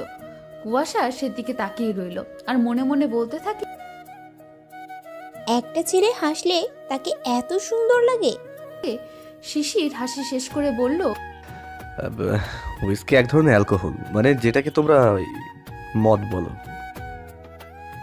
এমা, ছি ছি, আপনি এই অসুস্থ শরীর নিয়ে নোংরা জিনিসগুলো খাবেন? জানেন, আমি শুনছিলাম ওইগুলা নাকি শূকরের মাংস দিয়ে বানায়। বলো কি? শোনো, এগুলো খুবই হাই ক্লাস অ্যালকোহল। আমি অত শত বুঝি না, আপনি আমার সামনে শুকুর খেতে পারবেন না। ইয়াক, আমি কখন বললাম আমি শুয়োর খাবো? না না, আপনি ওগুলো খাবেন না, শুধু দুধ আর জুস খাবেন, ব্যাস। তুমি কি আমাকে অর্ডার করছো? হ্যাঁ না মানে মা, না, শুধু অনুরোধ আর কি। কুয়াশার এত ভয় পাওয়া দেখে শিশিরের খুব ভালো লাগলো। তারপর আবার মুচকি হেসে বলল, আচ্ছা ঠিক আছে, খাবো না আর। সত্যি? আচ্ছা, তাহলে এখন আমার জন্য কিচেন থেকে কয়েক পিস ব্রাউনি কেক নিয়ে এসো। বিরিয়ানি কেকও হয় নাকি? আরে গাইয়া মেয়ে, বিরিয়ানি না, ব্রাউনি। আচ্ছা, একটা কাগজের কলম নিয়ে এসো, আমি লিখে দিলে তো সেটা তুমি গিয়ে সার্ভেন্টে দেখালেই হবে। কুয়াশা শিশিরকে কাগজ আর কলম এনে দিল। শিশির সেখানে কথাটা লিখে দিল আর যাওয়ার সময় কুয়াশাকে বারবার বলল সে যেন ওখানে গিয়ে নিজে কিছু না বলে, জাস্ট কাগজটা ওদের দেয়। কুয়াশা কাগজটা নিয়ে কিচেনে গেল আর একটা সার্ভেন্টকে কাগজটা দেখালো। তারপর মনে মনে চিন্তা করলো, শহরও কি আজব জায়গা, এখানে নাকি বিরিয়ানি কেক পাওয়া যায়। গ্রামে তো দেখতাম পোলাওয়ের চাউল দিয়ে রান্না করা হতো বিরিয়ানি। সাত পাঁচ চিন্তা করতে করতে সার্ভেন্ট একটা ট্রেতে প্লেটের ওপর কয়েকটা ব্রাউনি কেক সাজিয়ে নিয়ে এলো। কুয়াশা সেগুলো নিয়ে শুকে দেখলো, না তো কোনো বিরিয়ানি গন্ধ তো পাওয়া যাচ্ছে না। এটা তো এমনি ডিমের কেক বলে মনে হচ্ছে, কিন্তু কালো কেন? তার মানে এগুলো পোড়া। কুয়াশা সার্ভেন্টকে ডেকে বলল, আপনি স্যারের জন্য পোড়া কেক দিলেন কেন? স্যার ওগুলো খাবে কি করে? সার্ভেন্টরা কুয়াশার প্রশ্ন শুনে হা করে তাকিয়ে থাকে। ম্যাডাম, আপনি কি বলছেন? ছোট স্যার তো নিজেই তো লিখে দিলেন ব্রাউনি দিতে। আমি তো আজকে বাজার থেকে এনেছি ব্রাউনি। ভাইয়া, আপনার কোথাও ভুল হচ্ছে। পোড়া না হলে ওগুলো এমন কেন? ম্যাডাম, এই কেকের ফ্লেভার এমন, আপনি খেয়েই দেখুন। না থাক, আমি বরং যাই, স্যারের খিদে পেয়েছে নিশ্চয়ই। কুয়াশা রুমে ফিরে আসলে শিশির জিজ্ঞাসা করে, কি ব্যাপার, এত দেরি হলো যে? সরি স্যার, আমি আসলে ওগুলোকে পোড়া ভেবেছিলাম। এই এক মিনিট, তুমি আমায় এখন কি ডাকলে? কেন স্যার ডাকছি? তুমি সকালে কি বলেছিলে? কখন মনে পড়ছে না। বলেছিলাম রাজ থেকে বন্ধু। তো তো মানে বন্ধুকে কেউ কি স্যার বলে ডাকে? তোমার গ্রামে বন্ধুদের কি তুমি স্যার বা ম্যাডাম বলে ডাকতে? না তো, আমি ওদের নাম ধরে ডাকতাম। তাহলে আমাকেও তুমি নাম ধরে ডাকবে? ছি ছি, তা কি করে হয়? আমি আপনাকে নাম ধরে কিভাবে ডাকতে পারি? শত হোক, আপনি আমার। কি হলো? না কিছু না। তাহলে কি ডাকবে তুমি? আচ্ছা, আমি আপনাকে রাগীব বাবু বলে ডাকি। কেন? আমাকে কি খুব রাগী মনে হয়? না মানে এমনি আর কি। আচ্ছা ঠিক আছে। আচ্ছা, এখন আমার ব্রাউনিগুলো দাও তো, খুব খিদে পেয়েছে। কুয়াশার থেকে প্লেট নেওয়ার সময় শিশিরের মনে পড়ল সে তো চাইলেও আর নিজের হাতে খেতে পারবে না। তাই সে মন খারাপ করে বসে রইল। এদিকে কুয়াশার খুব ইচ্ছে করছে শিশিরকে খাইয়ে দিতে, কিন্তু সাহস হচ্ছে না, কারণ শিশির তো ওর ছোঁয়া লেগেছিল বলে নিজের জামা কাপড় অব্দি পুড়িয়ে ফেলেছিল। তাই কিছুক্ষণ দুজন চুপচাপ। কিছুক্ষণ পর কুয়াশা মনে মনে ঠিক করলো যা হবার পরে দেখা যাবে। সে রাগী বাবুকে জিজ্ঞেস করলো, রাগী বাবু, আমি খাইয়ে দিই? কিছুক্ষণ চুপ থেকে শিশির খাইয়ে দিতে বলল। কুয়াশা চুপচাপ কেকগুলো ভেঙে ভেঙে শিশিরের মুখে তুলে দিচ্ছে। আজ ব্রাউনিগুলো কুয়াশার হাতের ছোঁয়া পেয়ে যেন নতুন স্বাদ পেয়েছে। শিশির চুপচাপ খাচ্ছে। সে নিজেও বুঝতে পারছে না 2 দিন আগে যে মেয়েকে ও প্রাণপণে ঘৃণা করত, আজ তারই হাতে আরাম করে খাচ্ছে। এই মেয়েকে সে কত আঘাত দিয়েছে, তারপরও এই মেয়ের মনে কোনো অভিমান নেই, ঠায় দাঁড়িয়ে আছে আমার বিপদের সময় আমার পাশে। হঠাৎ করে একটা টুকরো ফ্লোরে পড়ে গেল। কিছুক্ষণ পর দলে দলে পিঁপড়া এসে সেই টুকরো নিয়ে যাওয়ার চেষ্টা করতে লাগলো, কিন্তু টুকরোটা ওদের চেয়ে 20 গুণ বড়, তাই বারবার ব্যর্থ হচ্ছে পিঁপড়ার দল। হঠাৎ কুয়াশা শিশিরকে জিজ্ঞেস করলো, আচ্ছা রাগী বাবু, একটা কথা জিজ্ঞেস করব? এই যে এক টুকরো কেকটা নিচে পড়ে গেছে, সেটা নেওয়ার জন্য পিঁপড়া এসেছে, কিন্তু তারা জানে যে এত বড় টুকরো তাদের পক্ষে নেওয়া সম্ভব না, তাহলে তারা কেন বারবার বৃথা চেষ্টা করছে? কারণ পিঁপড়ারা কখনো হার মানে না। তাহলে আপনি কেন হার মেনে নিয়েছেন রাগী বাবু? এই পিঁপড়ারা এত ছোট প্রাণী হয়েও যখন অসম্ভবকে সম্ভব করতে পারে, তাহলে কি আপনি পারবেন না? চেষ্টা করতে করতে যেমন পিঁপড়ারা শেষে সফল হয়, তেমনি হতে পারে আপনিও আপনার আগের জীবনে ফিরে যেতে পারবেন। শিশির কুয়াশার কথা শুনে অবাক হলো। সত্যিই তো, আমি কেন কোনো চেষ্টা ছাড়া নিজের নিয়তিকে মেনে নিয়েছি। পিঁপড়ার মতো ক্ষুদ্র প্রাণীরা হার মানেনি যখন, আমি কেন হার মেনে নিয়েছি? তবে কি আমার একবার চেষ্টা করা উচিত? শিশিরকে অন্যমনস্ক হয়ে থাকতে দেখে কুয়াশা আবার জিজ্ঞেস করলো, কি ভাবছেন এত? দেখো গাইয়া মেয়ে, তুমি কি ডাক্তারদের থেকে বেশি বোঝো না? তারা তো বলেছে আমি আর কখনো ভালো হব না। শুধু শুধু চেষ্টা করে যদি ব্যর্থ হয়, তখন আরো বেশি হতাশা ঘিরে ধরবে আমায়। তুমিও কি এটাই চাও? আর আমি যদি বলি আপনি ব্যর্থ হবেন না, তাহলে? শিশির অবাক হয়ে কুয়াশার দিকে তাকিয়ে থাকে। এই মেয়ে, এত কনফিডেন্স, এত জোর কোথায় থেকে পাও তুমি? হ্যাঁ, কুয়াশার চোখে যেন নেশা চেপে আছে শিশিরকে সুস্থ করে তোলার। আর থাকবেই না কেন, এটা যে তার সংসার বাঁচানোর লড়াই। তবুও শিশির যেন কিছুতেই মনের জোর পাচ্ছে না। কিছুতেই তার মন এটা মানতে চাইছে না যে সে আবার সুস্থ হয়ে উঠবে। সে বিরক্ত হয়ে বলল, কুয়াশা, আবার মায়ের কাছে নিয়ে চলো, এখানে আর ভালো লাগছে না। হতাশ হয়ে শিশিরকে ওর মায়ের কাছে দিয়ে আসলো আর ভাবতে লাগলো কি করে শিশিরের মনের জোর ফেরাবে। এদিকে সময় তার নিজস্ব গতিতে বহবান। সে তো আর বুঝবে না যে এখন প্রতিটা সেকেন্ড কুয়াশার জন্য কতটা মূল্যবান। কিন্তু তবুও হাল ছেড়ে দিলে চলবে না, আমায় বড় কিছু প্ল্যান করতে হবে। কিন্তু কি? পরের দিন যথা নিয়মে সূর্য উঠল। কুয়াশা শিশিরকে উঠিয়ে ফ্রেশ করিয়ে হুইল চেয়ারে বসিয়ে কোথায় যেন চলে গেল। শিশিরও ডাইনিং এ হুইল চেয়ারের পাশে বসে রইল। হঠাৎ শিশিরের ভীষণ তৃষ্ণা পেল। ও হুইল চেয়ারে পিঠটা একটু এদিক ওদিক করে ডাইনিং এর এদিকে তাকিয়ে দেখলো পানির মগটা খালি পড়ে আছে। সে কয়েকবার সার্ভেন্টদের ডাকলো, কিন্তু কেউ সাড়া দিল না। তারপর সে ব্যাপারটা কি দেখার জন্য আবার হুইল চেয়ারে পিঠটা দিয়ে ধাক্কা দিতে দিতে কিচেনে গেল, কারণ ডাইনিং এর পাশেই কিচেন ছিল। গিয়ে যা দেখলো তাতে শিশিরের জান বের হয়ে যাওয়ার উপক্রম। শিশিরের মা অন্যদিকে মুখ করে ফোনে কথা বলছে, আর তার শাড়ির আঁচল বারবার উড়ে চুলোর মধ্যে পড়ছে। হঠাৎ করে শাড়িতে আগুন ধরে গেল। শিশির মা মা করে চিৎকার দিতে লাগলো। সে কিচেনে ঢোকার চেষ্টা করলো, কিন্তু পারল না, কারণ কিচেনে ঢুকতে হলে কিচেনের দরজায় থাকা 2টা সিঁড়ি বেয়ে উঠতে হবে, যেটা শিশির চাইলেও হুইল চেয়ার দিয়ে উঠতে পারবে না, কারণ তার তো হাত পা নাড়ানোর ক্ষমতা নেই। তবুও সে বারবার চেষ্টা করতে লাগলো হুইল চেয়ার থেকে ওঠার। দুর্ভাগ্যবশত কিচেনে আজ কোনো সার্ভেন্টও নেই যারা শাড়ির আঁচল নেভাতে পারবে। শিশিরের চিৎকার শুনে কুয়াশা তাড়াতাড়ি আসলো। আর শিশির তাকে বলল, মাকে বাঁচাও, মাকে বাঁচাও। কুয়াশা তাড়াতাড়ি গিয়ে এক মুখ পানি ওনার গায়ে ঢেলে দেয়। সাথে সাথে সব সার্ভেন্টরাও চলে আসে। কুয়াশা তাদের মধ্যে একজনকে বলে শিশিরকে রুমে নিয়ে যেতে। না, আমি আর মাকে ছেড়ে কোথাও যাব না। আমার মা ঠিক আছে তো? আর তোমরা ওই ইডিয়েটের দল কি করছিলে? আজকে যদি মায়ের কিছু হয়ে গেলে কি হতো? আমি আসলে গাছে পানি দিতে গিয়েছিলাম। আপনি চিন্তা করবেন না, উনি একদম ঠিক আছেন। আমি ওনাকে রুমে দিয়ে আসছি, আপনি যান। না, মা আমার দিকে তাকাচ্ছে না কেন? মাকে বলো না আমায় বলতে যে উনি একদম ঠিক আছেন। আমি ঠিক আছি শিশির বেবি, তুমি যাও।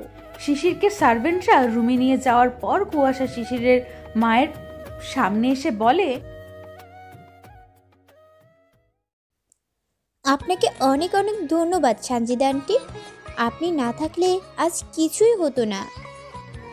আরে ম্যাডাম, কি করছেন? আমাকে ধন্যবাদ দিয়ে ছোট করবেন না।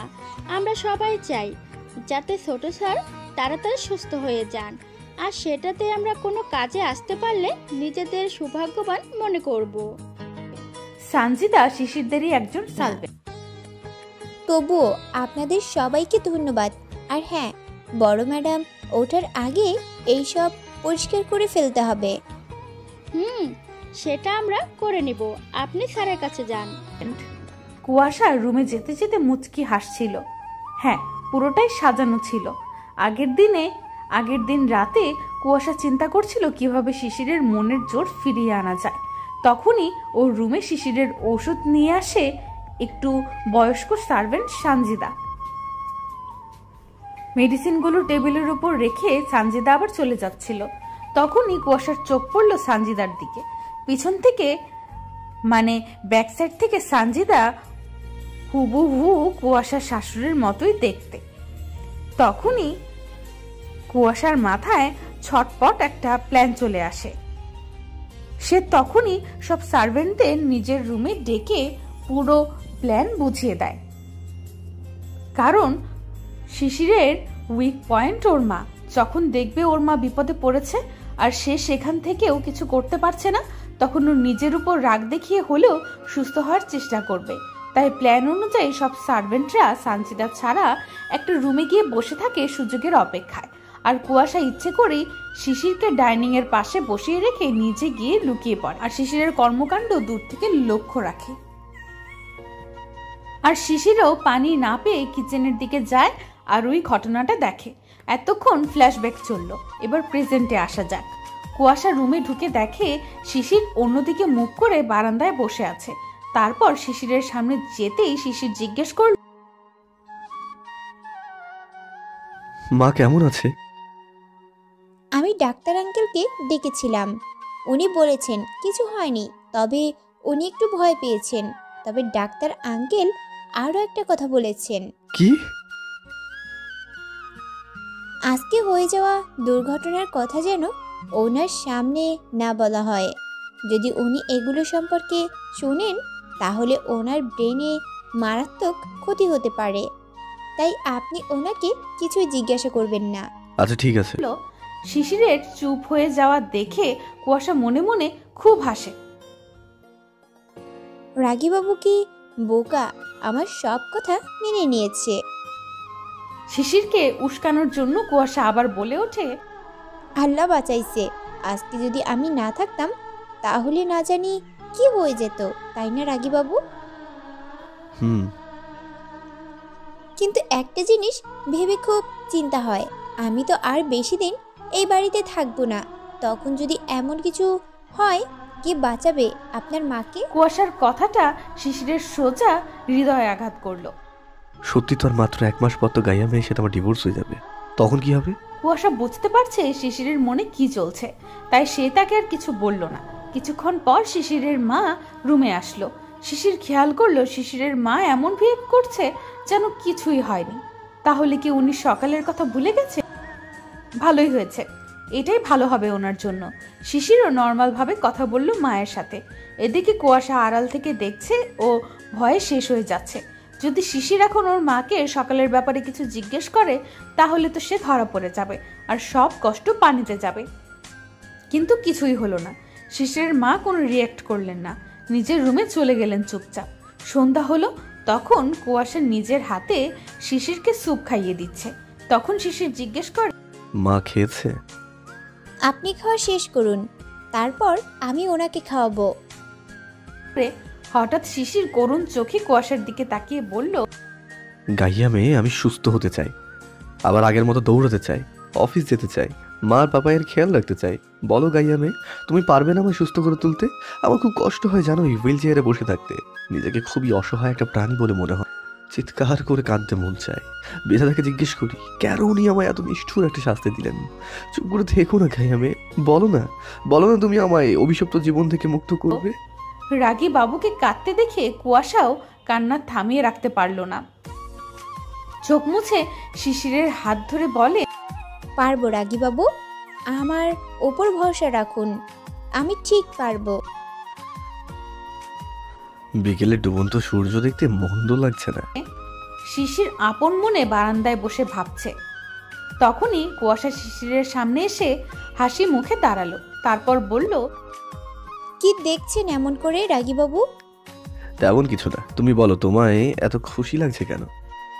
এখন আপনিও খুশি হয়ে যাবেন। তাই বলছি, সেটা কিভাবে? তারপর কুয়াশা পিছন থেকে এক বাটি তেল বের করলো। তারপর শিশিরকে দেখিয়ে বলল, এটা আমার খুশির কারণ। এটা তো দেখে তেল মনে হচ্ছে, তোমার খুশির সাথে তেলের কি সম্পর্ক? আছে, অনেক সম্পর্ক আছে। এটা কোনো সাধারণ তেল না, এটা প্রতিদিন মালিশ করলে আপনার হাড় আবার সোজা হয়ে যাবে, আর আপনি আগের মতো হাঁটাচলা করতে পারবেন। কি মজা শুরু করলে তুমি, বলো তো গাইয়া মেয়ে, এই তেল কিভাবে আমায় সুস্থ করতে পারে? আমি একদম মজা করছি না, এটা সত্যি অনেক উপকারী তেল। তারপর কুয়াশা তার ছোটবেলার গল্প শিশিরকে শোনাল। সত্যি বলছো গাইয়া মেয়ে, এটা লাগালে আমি ভালো হয়ে যাব? তার আগে আপনাকে একটা প্রমিস করতে হবে। কি প্রমিস? তেল মালিশ করার পর আপনাকে প্রতিদিন হাত পা নাড়ানোর চেষ্টা করতে হবে। যদি আপনি রাজি হন তাহলে আমি এটা আপনাকে মালিশ করব। শিশির কি যেন ভেবে রাজি হলো। কুয়াশা তারপর থেকে প্রতিদিন শিশিরকে তেল মালিশ করতে লাগলো। শিশিরও প্রমিস অনুযায়ী হাত পা নাড়ানোর চেষ্টা করতে থাকে, কিন্তু যখন ব্যর্থ হয় কুয়াশা তাকে কিছুতেই মনের জোর হারাতে দেয় না। প্রতিদিন ওরা অনেক গল্প করে। মাঝে মাঝে কুয়াশা শিশিরকে হুইল চেয়ারে নিয়ে বেড়াতে যায়। পার্কে ছোট বাচ্চাদের সাথে বসে দুজনে বাচ্চাদের খেলা দেখে। শিশির কুয়াশার মাঝে এখন খুব ভালো বন্ধুত্ব হয়ে গেছে। এদিকে কুয়াশা প্রাণপণ যুদ্ধ করে যাচ্ছে শিশিরকে সুস্থ করার জন্য। সে যেন কিছুতেই হার মানতে রাজি না। অন্যদিকে কুয়াশার শাশুড়ি আর চোখে ওদের কাণ্ড দেখেন আর মনে মনে চুক্তি শেষ হওয়ার দিন গোনেন। কুয়াশা এখন চুক্তির কথা প্রায় ভুলেই গেছে। ওর কাছে এখন শিশিরের সুস্থতাই সব। কুয়াশা এখন বারান্দায় ঘুমায় না, শিশিরের রুমেই নিচে বিছানা করে ঘুমায়। অবশ্যই শিশির সেটা বলেছিল, কারণ ওর কখন কি প্রয়োজন হয়। এইভাবে আরো 1 মাস কেটে গেল। সেদিনও কুয়াশা শিশিরকে নিয়ে পার্কে ঘুরতে গেছিল। শিশির হুইল চেয়ারে বসেই বাচ্চাদের ক্রিকেট খেলা দেখছিল। এখন বাচ্চাগুলোর সাথেও শিশিরের খুব ভাব হয়ে গেছে। শিশির নিজেই ভেবে অবাক হয়। আগে তো সে বাচ্চাদের তেমন পছন্দ করতো না। বাচ্চাদের আজব আজব বায়না, লাফালাফি, চেঁচামেচি খুবই বিরক্ত লাগতো ওর কাছে। কিন্তু কুয়াশা ওকে শিখিয়েছে বাচ্চাদের জগৎটা কত সুন্দর হয়। ছোট ছোট জিনিসে আনন্দ খুঁজে নিতে শুধু বাচ্চারাই পারে। এখন বাচ্চাদের দেখলেই শিশিরের মন ভালো হয়ে যায়। সবই কুয়াশার জন্য। এই গাইয়া মেয়েটাই ওর জীবন বদলে দিয়েছে। রাত দিন ওর সেবা করে, অথচ সে তাকে কত অবহেলা করেছে। কি দিয়ে বানিয়েছে আল্লাহ মেয়েদের? এত সহ্য ক্ষমতা কি করে থাকে ওদের মধ্যে? শিশির এক দৃষ্টে তাকিয়েছিল কুয়াশাকে। শিশির এক দৃষ্টিতে তাকিয়ে দেখছিল কুয়াশাকে। কি মিষ্টি মেয়েটা। কুয়াশার চোখ পড়তেই শিশির দ্রুত চোখ সরিয়ে নিয়ে আবার খেলা দেখতে শুরু করে। খেলায় বাচ্চারা 2টা দল করেছে, শিশির ছেলেদের পক্ষে আর কুয়াশা মেয়েদের পক্ষে। এখন ছেলেরা ব্যাটিং করছে। হঠাৎ একটা ছেলে ছক্কা মারলো, বলটা উঁচুতে উঠে গেল। তখনই একটা পুচকে মেয়ে সেটা ধরে ফেলে, অমনি ক্যাচ আউট। শিশির বিরক্ত হয়ে হাত থেকে হুইল চেয়ারের একটা কিল দিয়ে বলে, ও শিট। কুয়াশার চোখ এড়ায় না সেটা, সাথে সাথে চিৎকার দিয়ে ওঠে। রাগী বাবু। শিশির কুয়াশার চিৎকারে ভয় পেয়ে যায়। কুয়াশা তাড়াতাড়ি হুইল চেয়ারের কাছে এসে নিচে বসে পড়ে আর শিশিরের হাত ধরে কান্না করতে থাকে। আমি পেরেছি রাগী বাবু, আমি পেরেছি। আপনার হাত নড়ছে, আপনি হাত দিয়ে হুইল চেয়ারে আঘাত করতে পেরেছেন। এতক্ষণ শিশিরের খেয়াল হলো, তাই তো আমি হাত নেড়েছি কি করে? এই বলে সে আবার হাত নাড়াতে চেষ্টা করলো। এবার সে পুরোপুরি হাত নাড়াতে পারছে। ডান হাতটা 1 মাস যাবৎ একটা আঙুলও নাড়াতে পারেনি। আজ সে নিজের চোখকে বিশ্বাস করতে পারছে না, সে পুরো হাত সোজা করতে পারছে। শিশিরও আনন্দে কেঁদে ফেললো, সাথে বাচ্চারাও আনন্দে লাফালাফি শুরু করলো।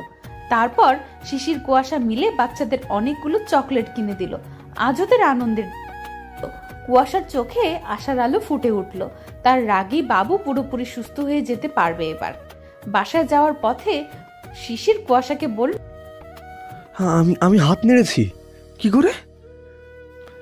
গাইয়া মেয়ে, তুমি আজকে যা হলো এই ব্যাপারে মাকে কিছুই বলবে না। আমি পুরোপুরি ভাবে সুস্থ হয়ে তবেই মাকে সারপ্রাইজ দেব।